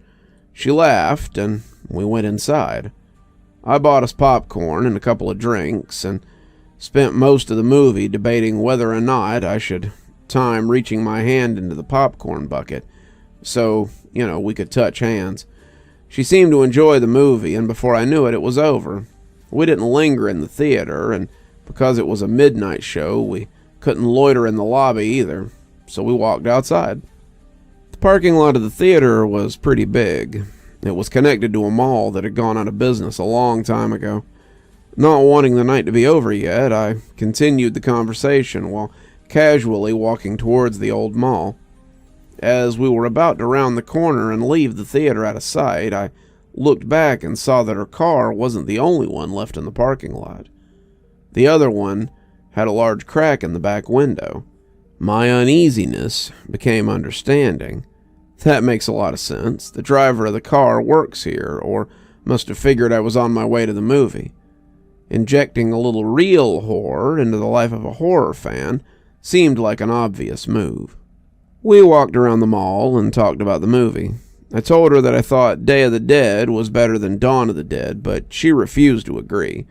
I told her how I had called her old number and about my dilemma about who might answer the phone. She didn't find it as funny as I did now, but she took my phone and put her number into it. She commented that it might be the worst cell phone she'd ever seen. Her evaluation wasn't rescinded when I told her that I couldn't even receive pictures on it. I called her so that she'd have my number, and she programmed it in.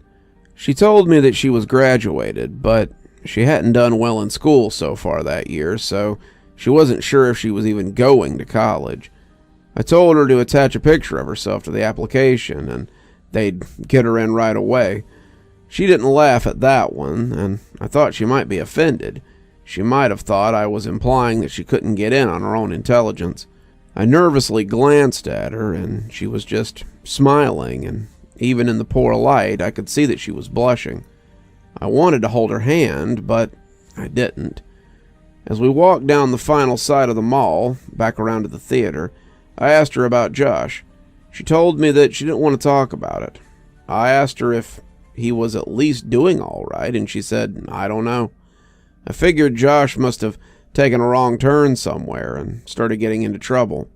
I felt bad. I felt guilty. As we approached the parking lot, I noticed that the car with the cracked back windshield was gone, and that her car was now the only one in the parking lot. She asked me if I needed a ride, and even though I really didn't, I said I'd appreciate it. I had drunk my whole soda during the movie, and all that walking was putting pressure on my bladder. I knew that I could wait until I got back to Chris's, but I had decided that I was going to try to kiss her when she dropped me off, and I didn't want this biological nagging to rush me out of the car. This would be my first kiss. I could think of no ruse to conceal what I needed to do. The theater had long closed, and I only had one option. I told her I was going to go behind the theater to piss, but that I'd be back in 2 shakes. It was obvious that I thought this was hilarious, and she seemed to laugh more at how funny I found it than how funny it actually was. On the way towards the theater, I stopped and turned toward her. I asked her if Josh had ever told her about a kid named Alex, and that he had done something nice for me. She paused to think about it for a moment and said that he had. She asked why I had said anything about it, but I said it was nothing. Josh really was a good friend. When I went to go behind the theater, I realized that there was a chain-link fence extending off and running parallel to the wall of the building. From where I was standing, she could still see me, and the fence seemed to stretch on endlessly. I thought I might just hop it and duck out of sight and return as quickly as I could. It may have been too much of an effort, but I thought it polite. I climbed the fence and walked just a little ways until I was out of sight, and I took my piss. For a moment, the only sounds were the crickets in the grass behind me and the collision of liquids on the cement. These sounds were overpowered by a noise that I can still hear when it's quiet, and there's no other noise to distract my ears. In the distance, I heard a faint screeching which quickly subsided, only to be replaced by a cascade of thunderous vibrations. I realized quickly enough what it was. It was a car. The growling of the engine got louder, and then I thought, no, not louder, closer.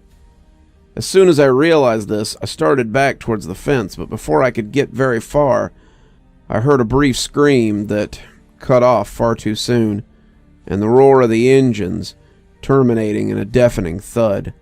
I started running, but after only 2 or 3 steps, I was tripped by a loose piece of stone, and I fell hard and fast onto the concrete, my head striking the corner of a chair as I fell. I was dazed for about 30 seconds, but the renewed rumbling of the engine drew my senses back, and my equilibrium was restored by the adrenaline.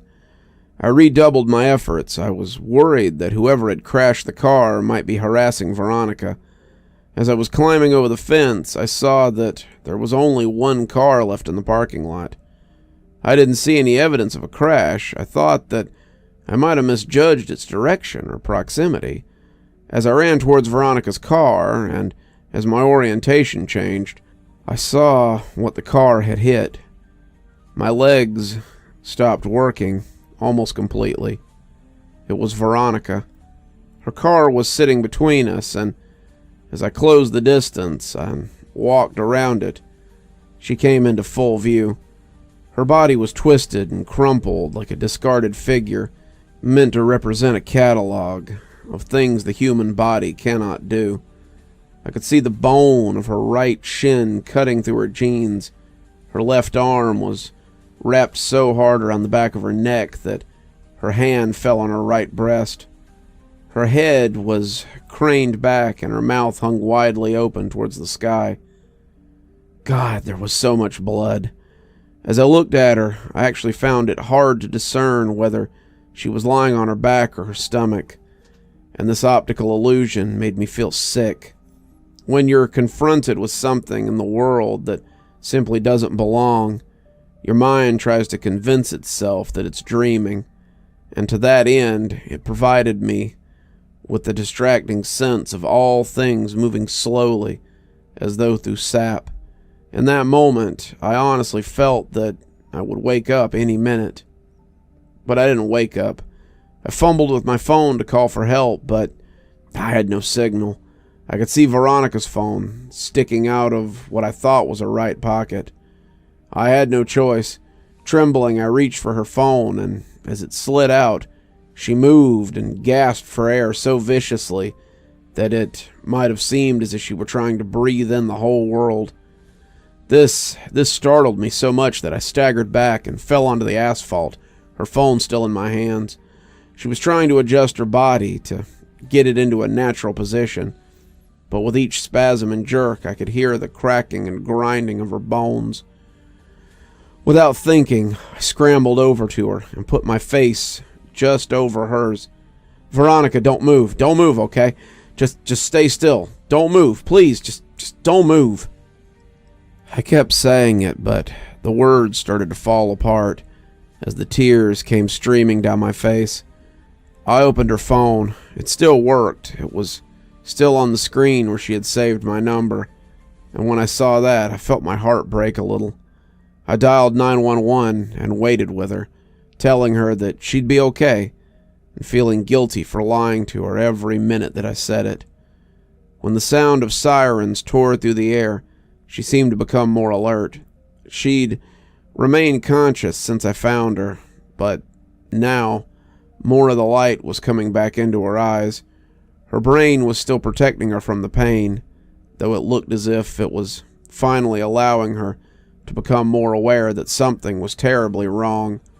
Her eyes rolled over to mine and her lips moved. She was struggling, but I heard her. Picture. My picture. He took it."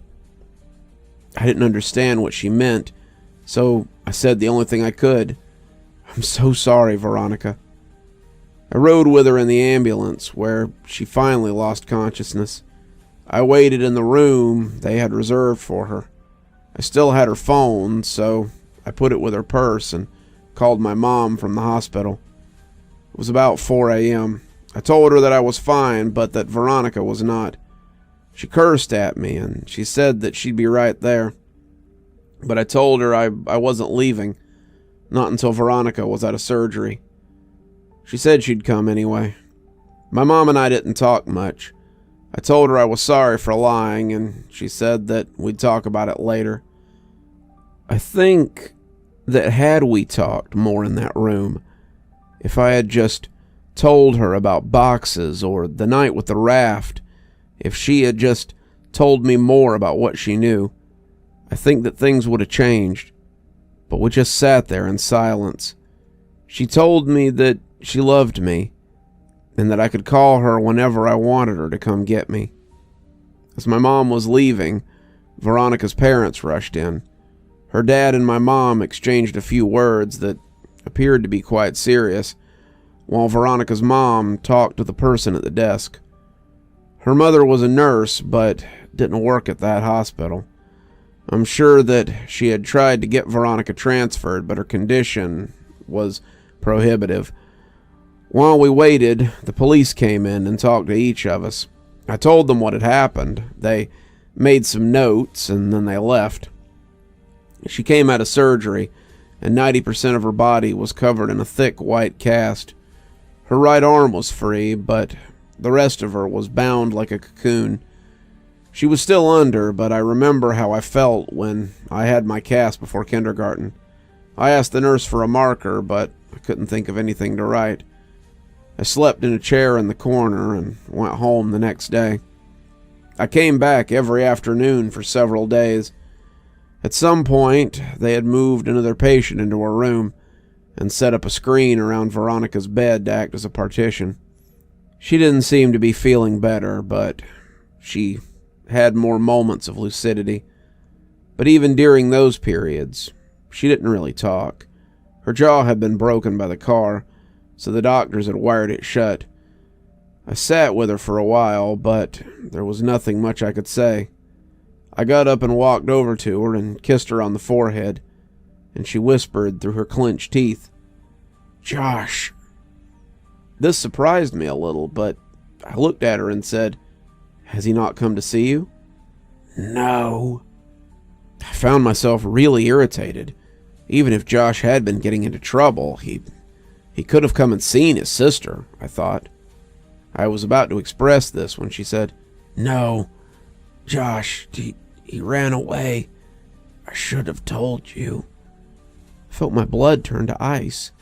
When? When did that happen? When he was 13. Did he leave a note or something? On his pillow. She started crying, and I followed her, but I think now we were crying for different reasons that even I didn't realize. At this point, there were a lot of things I didn't remember about my childhood. There were a lot of connections I hadn't yet made. I told her I had to go, but that she could text me any time. I got a text from her the next day, telling me not to come back. I asked why, and she said that she didn't want me to see her like that again. I agreed begrudgingly. We texted each other every day, though I kept this from my mom because I knew that she didn't like me talking to Veronica. Usually her texts were fairly short, and mostly only in response to more lengthy texts that I would send her. I tried calling her once. I was sure that she was screening her calls, but I hoped that I could hear her voice. She picked up but didn't say anything. I could hear how labored her breathing was. About a week after she told me not to come and see her anymore, she sent me a text that read, "I love you." I was filled with so many different emotions, but I responded by expressing the most prevalent one, "I love you too."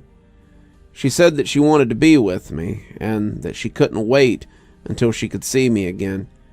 She told me that she had been released from the hospital and was convalescing at home. These exchanges carried on for several weeks, but every time I asked to come see her, she would just say, "soon." I kept insisting, and the following week she said that she thought she might be able to make it to the next midnight movie. I couldn't believe it, but she insisted that she would try. I got a text from her that afternoon saying, "See you tonight." I got Ryan to drive me since Chris's parents had found out what had happened and said I wasn't welcome at their house anymore. I explained to Ryan that she might be in a bad way, but that I really cared about her, so to give us some space. He accepted that, and we headed down there. Veronica didn't show. I'd saved her a seat, and it was right next to the exit, so she could get in and out easily. But 10 minutes into the movie, a man slid into the chair. I whispered, "Excuse me, the seat's taken." but he didn't respond at all. He just stared ahead at the screen. I remember wanting to move because there was something wrong with the way that he was breathing. I forfeited because I realized that she wasn't coming. I texted her the next day, asking if she was all right, and inquired as to why she didn't show the previous night. She responded with what would turn out to be the last message that I would receive from her. She simply said, "See you again soon." She was delirious, and I was worried about her. I sent her several replies, reminding her about the movie and saying it was no big deal, but she just stopped replying. I grew increasingly upset over the next few days. I couldn't reach her at her home because I didn't know what the number was. I wasn't even sure where she lived. My mood became increasingly depressed, and my mother, who had been really nice as of late, asked me if I was okay. I told her that I hadn't heard from Veronica in days, and I felt all the warmth leave her. "What do you mean?" "She was supposed to meet me at the movies yesterday. I know it's only been 3 weeks since she got hit, but she said that she would try to come, and after that she just stopped talking to me altogether. She must really hate me." She looked confused, and I could read on her face that she was trying to tell if my mind had simply broken. When she saw that it hadn't, her eyes began to water, and she pulled me towards her, embracing me. She was beginning to sob, but it seemed too intense to be a reaction to my problem, and I had no reason to think that she particularly cared for Veronica. She drew in a shuddering breath and then said something that still makes me nauseous, even now. "Veronica's dead, sweetheart. I thought you knew. She died on the last day you visited her." "Oh, baby, she died weeks ago." She had completely broken down, but I knew it wasn't because of Veronica. I broke the embrace and staggered backwards. My mind was swimming. This wasn't possible. I'd just exchanged messages with her yesterday. I could only think to ask one question, and it was probably the most trivial I could ask. Then why was her phone still on? She continued sobbing, unable to answer. I exploded. Why did it take them so long to shut off her goddamn phone? Her crying broke enough to mutter, "The pictures." I would come to find out that her parents thought that her phone had been lost in the accident, despite the fact that I had put it in her purse the night that she was brought to the hospital. When they retrieved her belongings, the phone had not been among them. They intended to contact the phone company at the end of the billing cycle and deactivate the line, but they received a call informing them of a mass impending charge for hundreds of pictures that had been sent from her phone. Pictures that were all sent to my phone. Pictures that I never got because my phone couldn't even receive pictures. They learned that they were all sent the night after she died. They deactivated the phone immediately. I tried not to think about the content of those pictures, but I remember wondering for some reason whether I would have been in any of them.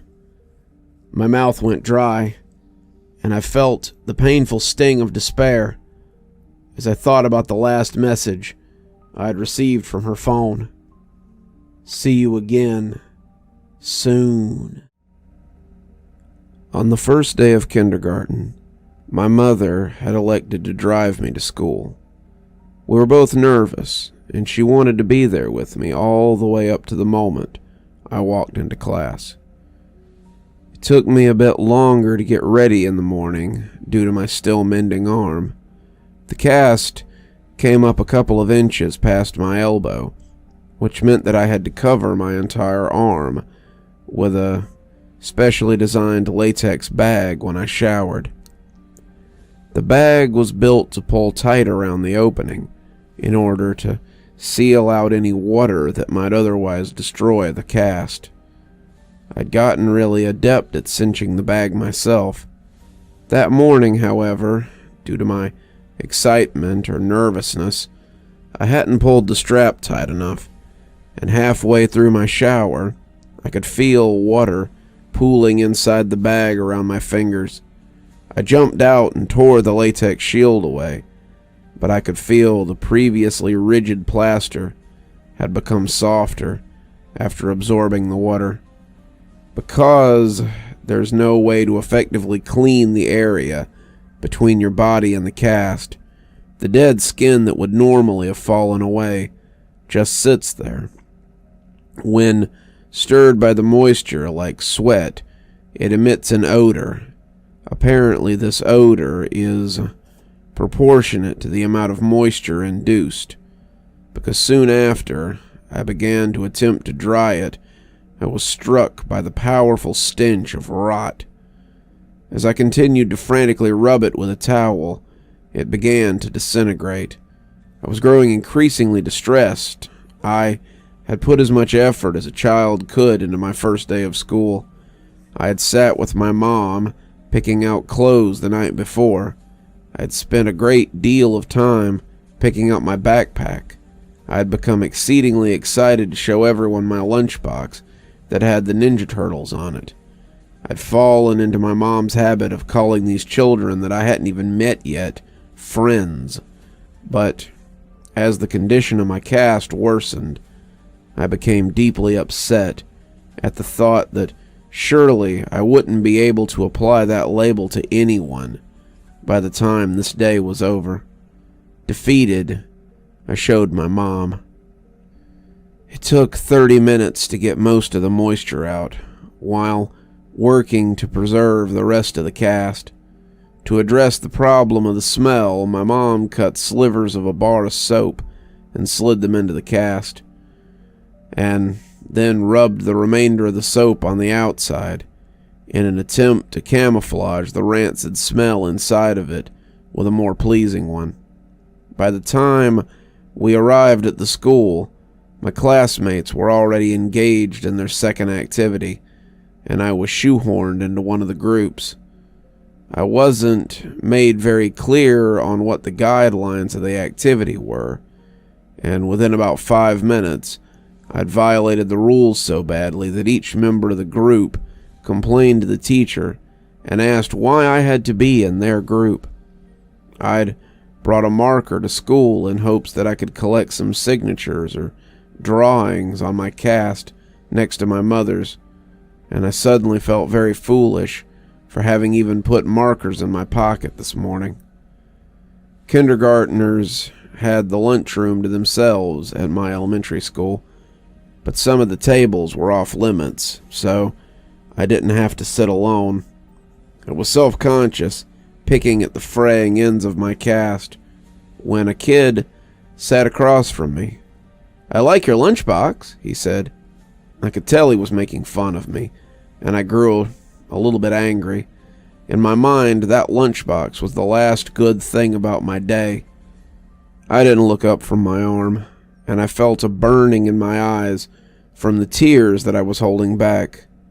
I looked up to tell the kid to leave me alone, but before I could get the words out, I saw something that made me pause. He had the exact same lunchbox. I laughed. "I like your lunchbox too." "I like Michelangelo. He's the coolest," he said, while miming nunchuck moves.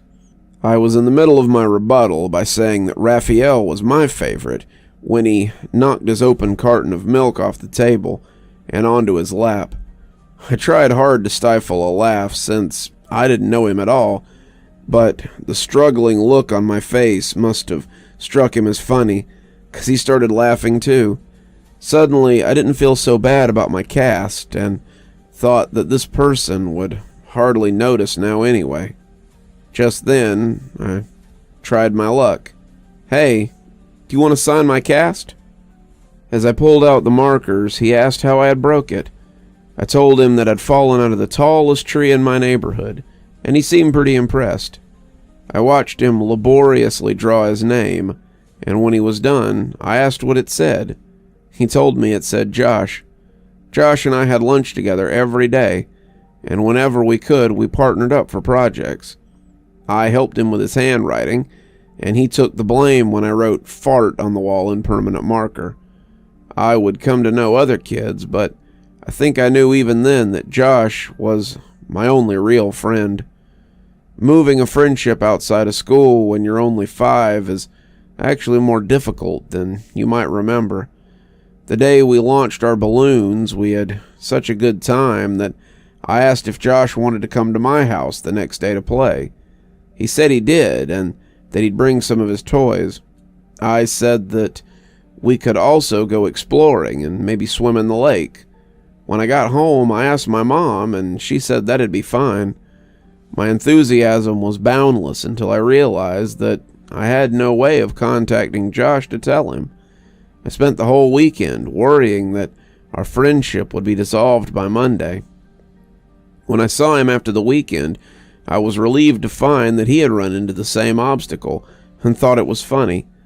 Later that week, we both remembered to write down our phone numbers, and we exchanged them at school.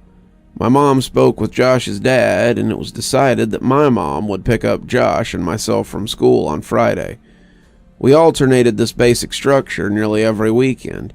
The fact that we lived so close made things much easier on our parents, who seemed to work constantly. When my mom and I moved across the city at the end of first grade, I was sure that our friendship would be at an end. As we drove away from the house that I'd lived in my whole life, I felt sadness that I knew wasn't about the house. I was saying goodbye to my friend forever. But Josh and I, to my delight, stayed close. Despite the fact that we spent the majority of our time apart and only saw one another on the weekends, we remained remarkably similar as we grew up. Our personalities coalesced, our sense of humor compensated each other, and we found that we had started liking new things independently. We even sounded enough alike that when I stayed with Josh, he would sometimes call my mom pretending to be me. His success rate was impressive. My mom would sometimes joke that the only way she could tell us apart sometimes was our hair. He had straight, dirty blonde hair like his sister, while I had curly, dark brown hair like my mom. One would think that the thing that most likely drove two young friends apart would be outside of our control. However, I think the catalyst of our gradual disengagement was my insistence that we sneak out to my old house to look for boxes. The next weekend, I invited Josh over to my house, in keeping with our tradition of alternating houses, but he said he wasn't really feeling up to it. We started seeing less and less of one another over the next year or so. It had gone from once a week to once a month to once every couple of months. For my 12th birthday, my mom threw a party for me. I hadn't made that many friends since we'd moved, so it wasn't a surprise party, since my mom had no idea who to invite. I told the handful of kids I'd become acquainted with and called Josh to see if he wanted to come. Originally, he said he didn't think he could make it, but the day before the party, he called me to say that he'd be there. I was really excited because I hadn't seen him in several months. The party went pretty well. My biggest concern was that Josh and the other kids wouldn't get along, but they seemed to like each other well enough. Josh was surprisingly quiet. He hadn't brought me a gift, and he apologized profusely for it. I told him it wasn't a big deal.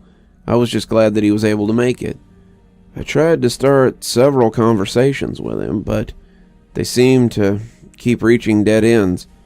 I asked him what was wrong. I told him that I didn't get why things had become so awkward between us. They were never like that before. We used to hang out almost every weekend and talk on the phone every couple of days. I asked him what had happened to us. He looked up from staring at his shoes and just said, "You left." Just after he said that, my mom yelled in from the other room that it was time to open presents. I forced a smile and walked into the dining room as they sang "Happy Birthday." There were a couple of wrapped boxes and a lot of cards since most of my extended family lived out of state. Most of the gifts were silly and forgettable, but I remembered that Brian gave me a Mighty Max toy shaped like a snake that I kept for years afterwards. My mom was insistent that I open all the cards that had been brought and thanked each person who had given one, because several years before on Christmas, I had torn through the wrapping paper and envelopes with such a fervor that I had destroyed any possibility of discerning who had sent which gift or what amount of money. We separated the ones that had been sent by mail and the ones that had been brought that day so my friends wouldn't have to sit through me opening cards from people they had never heard of. Most of the ones from my friends just had a few bucks in them, but the ones from my family members usually contained larger bills. One envelope didn't have my name written on it, but it was in the pile, so I opened it. The card had a generic floral pattern on the face, and seemed to be a card that had been received by someone else, and they had recycled it for my birthday, because it was actually a little dingy. I appreciated the idea of a reused card, since I always thought that cards were silly. I angled it so the money wouldn't fall on the floor when I opened it, but the only thing inside was a message that had come printed in the card. I love you. Whoever had given me the card hadn't written anything in it, but they had circled the message in pencil a couple of times. I chuckled a little and said, "Gee, thanks for the awesome card, Mom." She looked at me quizzically and then turned her attention to the card. She told me it wasn't from her and seemed amused as she showed it to my friends, looking at their faces, trying to discern who was playing a joke. None of the kids stepped forward, so my mom said, "Don't worry, sweetheart, at least you know that 2 people love you." She followed that with an extremely prolonged and excruciating kiss on my forehead that transformed the group's bewilderment into hysteria. They were all laughing, so it could have been any of them, but Mike seemed to be laughing the hardest. To become a participant rather than the subject of the gag, I said to him that just because he had given me that card, he shouldn't think that he could kiss me later.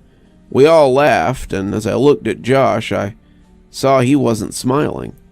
"Well, I think that gift might be a winner, but you have a couple more to open."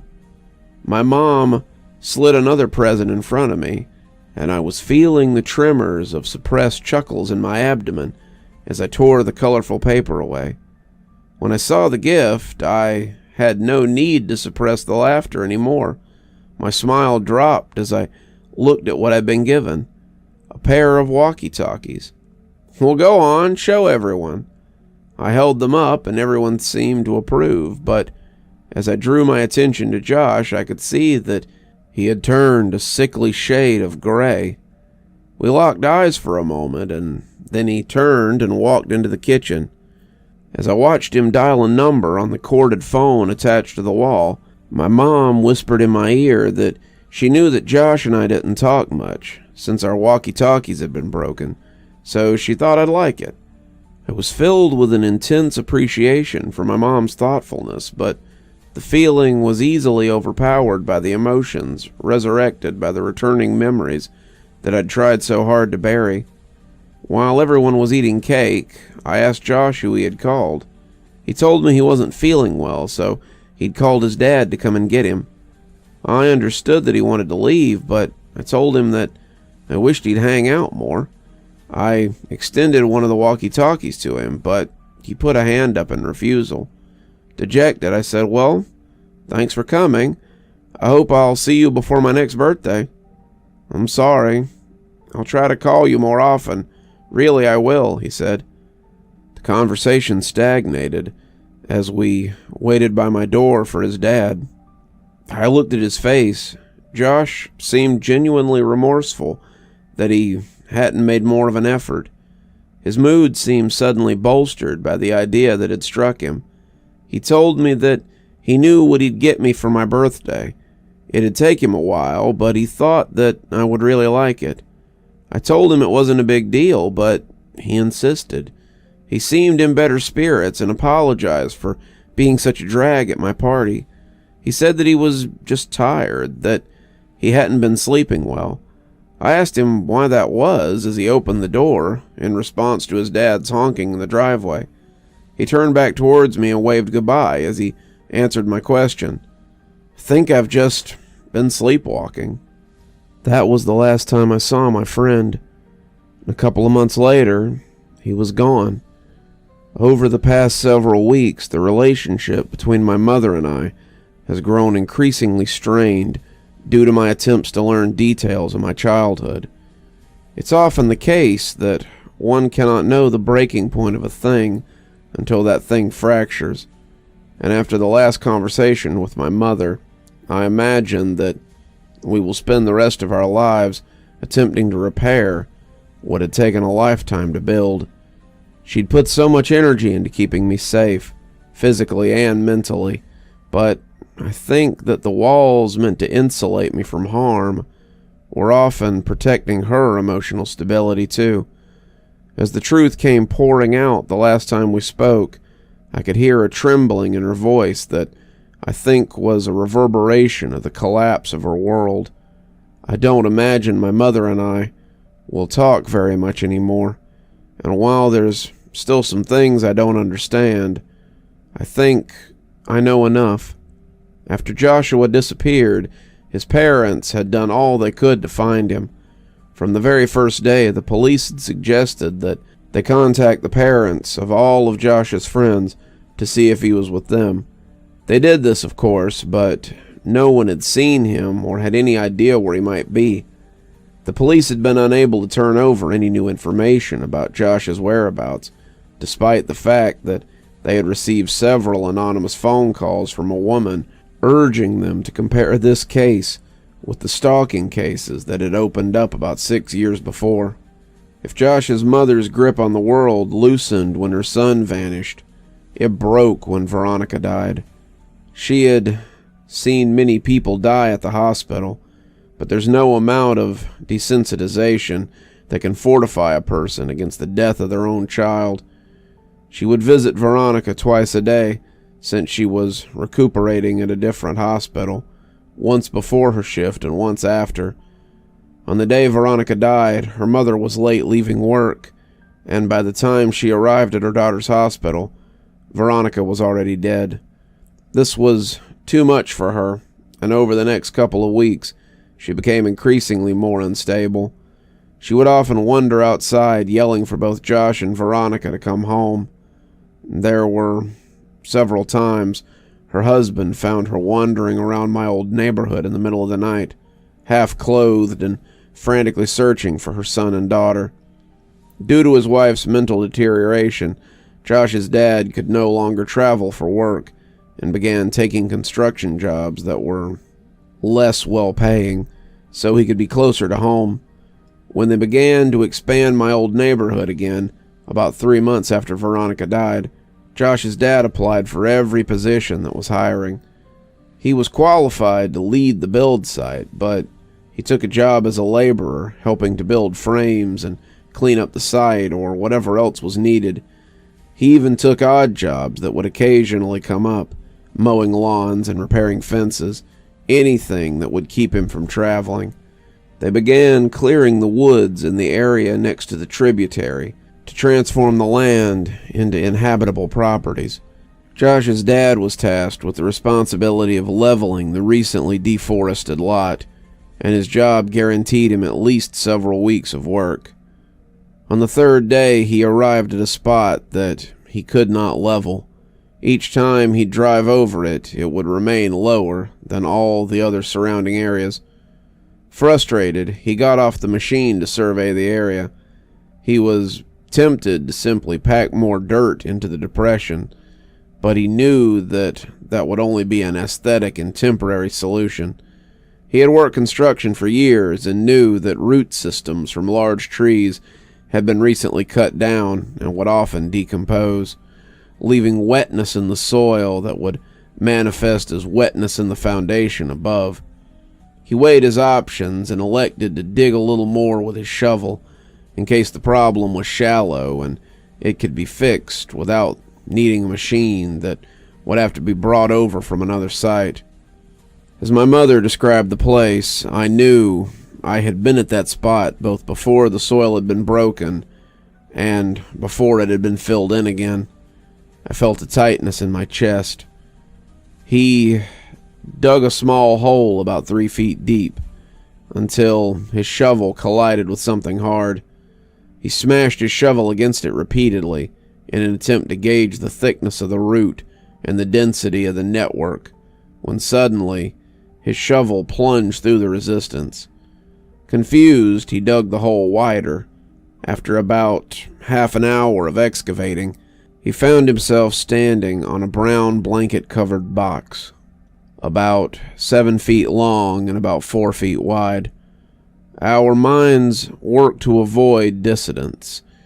If we hold a belief strongly enough, our mind will forcefully reject conflicting evidence so that we can maintain the integrity of our understanding in the world. Up until the next moment, despite what all sense would have indicated, despite the fact that some small but suffocating part of him understood what was supporting the weight, this man believed he knew his son was still alive. My mom received a call at 6 p.m. She knew who it was, but she couldn't understand what he was saying. But what she did comprehend made her leave immediately. "Down here, now, son, please, God." When she arrived, she found Josh's dad sitting perfectly still with his back to the hole. He was holding the shovel so tightly that it seemed like it might snap, and he was straining, staring straight ahead with his eyes that looked as lifeless as a shark's. He wouldn't respond to any of her words, and only reacted when she tried to gently take the shovel from him. He dragged his eyes slowly to hers and just said, "I don't understand."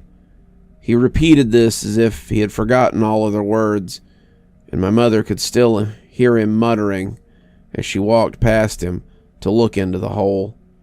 She told me she wished that she had gouged her eyes out before she faced downward into that crater, and I told her that I knew what she was about to say and that she didn't need to go on.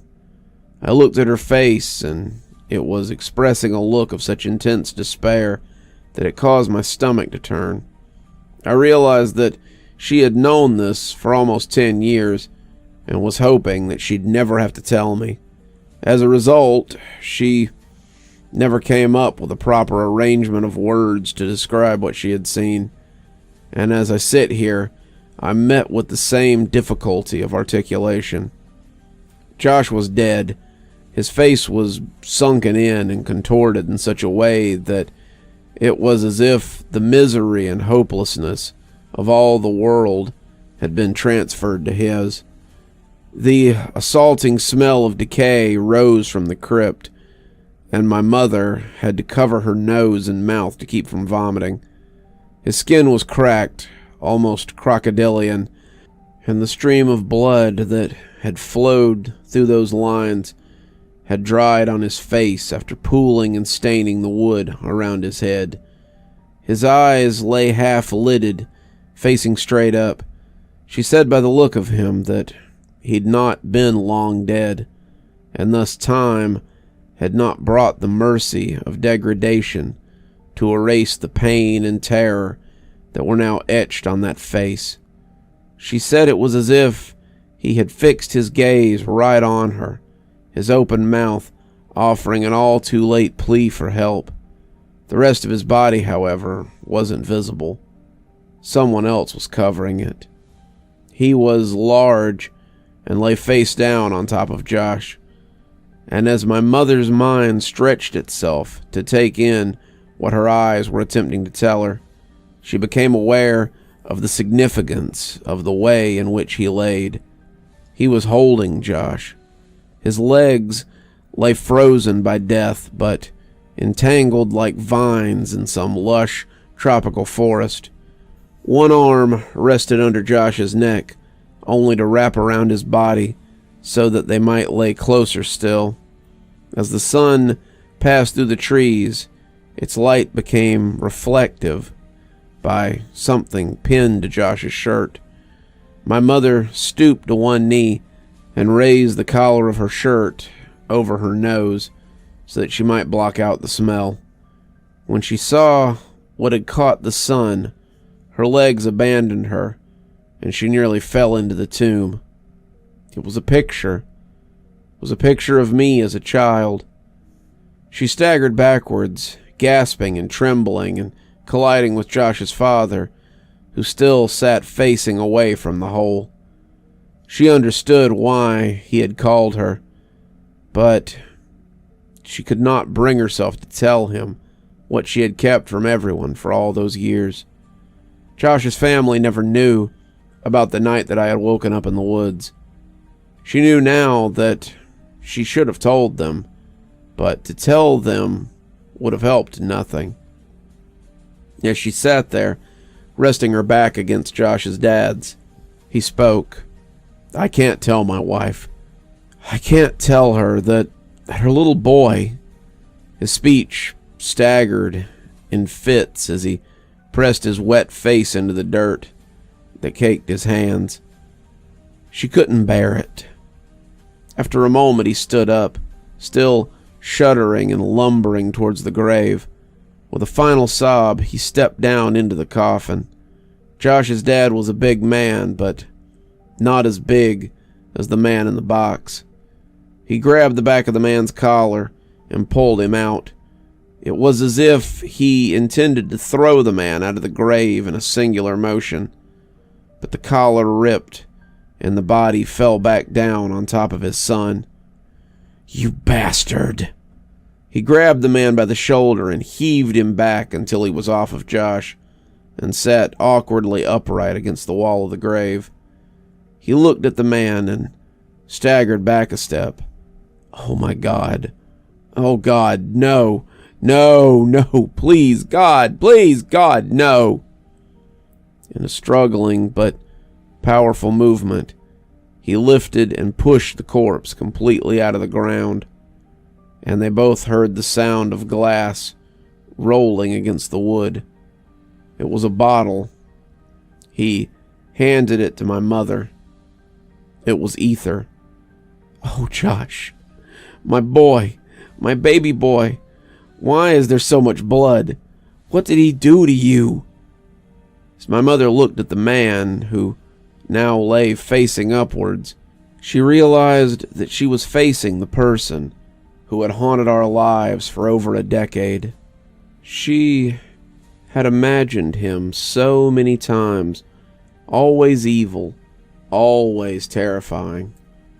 And the cries of Josh's father seemed to confirm her worst fears. But as she stared at his face, she thought that this didn't look like who she imagined. This was just a man. As she looked at his frozen expression, it actually looked serene. The corners of his lips were turned up only slightly. She saw that he was smiling, not the expected smile of a maniac from a film or a horror story, not the smile of a demon or the smile of a fiend. This was the smile of contentment or satisfaction. It was a smile of bliss. It was a smile of love. As she looked down from his face, she saw a tremendous wound on his neck from where the skin had been ripped out. She was at first relieved when she realized that the blood had not been Josh's. Perhaps he had suffered less, but this comfort was short-lived as she realized how wrong she was. She brought a hand up to her mouth and whispered, almost as if she was afraid to remind the world of what had happened. They were alive. Josh must have bitten the man's neck in an attempt to get free, and although the man had died, Josh couldn't move him. I began to cry when I thought of how long he might have laid there. She looked through the man's pocket for some kind of identification, but she only found a piece of paper. On it was a drawing of a man holding hands with a small boy, and next to the boy were my initials. I'd like to think that she was remembering that part of the story inaccurately, but I'll never know for sure. As Josh's father carried his son out of the grave, my mom slid the piece of paper into her pocket. He kept muttering that his son's hair had been dyed. She saw that it had. It was now dark brown, and she noticed that he was dressed oddly. His clothes were all far too small. After Josh's dad delicately laid his boy on the soft dirt, he began gently pressing his hands against his son's pants to feel his pockets. He heard a crinkle. Carefully, he retrieved a folded piece of paper from Josh's pocket. He looked at it, but was vexed. Absently, he handed it to my mother, but she didn't recognize it either. I asked her what it was. She told me it was a map, and I felt my heart shatter. He was finishing the map. That must have been his idea for my birthday present. I found myself strangely hoping that he hadn't been taken while exploring, as if that would have somehow mattered. She heard Josh's father grunt and looked to see him pushing the man's body back into the ground. As he walked back toward the machine that he had used to find the spot, he put his hands on a canister of gasoline and paused with his back towards my mother. "You should go." "I'm so sorry." "It's not your fault. I did this." You can't think like that. There was nothing," he interjected flatly, almost with no emotion at all. "About a month ago, a guy approached me as I was cleaning up the site on the new development a block over. He asked me if I wanted to make some extra money, and because my wife was not working right then, I accepted. He told me that some kids had dug a bunch of holes on his property, and he offered me $100 to fill them in. He said that he wanted to take some pictures for the insurance company, but if I came about 5 p.m. the next day, that would be fine. I thought the guy was a sucker, since I knew clearing that lot was coming up, so someone would have had to do it anyway. But I needed the money, so I agreed. I didn't think he even had $100, but he put the bill in my hand, and I did the job for him that day. I've been so exhausted that I didn't think about it until after I was done. I didn't think about it until today, when I pulled that guy off my son." He pointed at the grave, and his emotions started to push through as he broke into a sob. "He paid me $100 so I would bury him with my boy." It was as if saying it aloud forced him to accept what had happened, and he collapsed onto the ground in tears. My mother could think of nothing to say and stood there in silence for what felt like a lifetime. She finally asked what he would do about Josh. "His final resting place won't be here. Not with this monster." As she looked back, when she reached her car, she could see black smoke billowing and diffusing against the amber sky, and she hoped against all hope that Josh's parents would be okay. I left my mom's house without saying much else. I told her that I loved her and that I would talk to her soon, but I don't know what soon means for us. I got in my car and just left. I understand now why the events of my childhood had stopped years ago. As an adult, I now saw the connections that were lost on a child who tends to see the world in snapshots rather than sequence. I thought about Josh. I loved him then. I love him even now. I miss him more now that I know I'll never see him again, and I find myself wishing that I had hugged him the last time I saw him.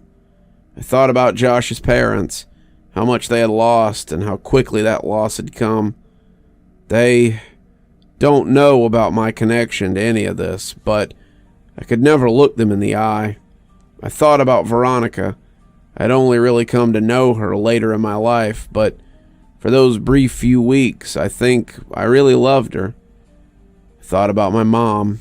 She had tried so hard to protect me, and was stronger than I would ever be.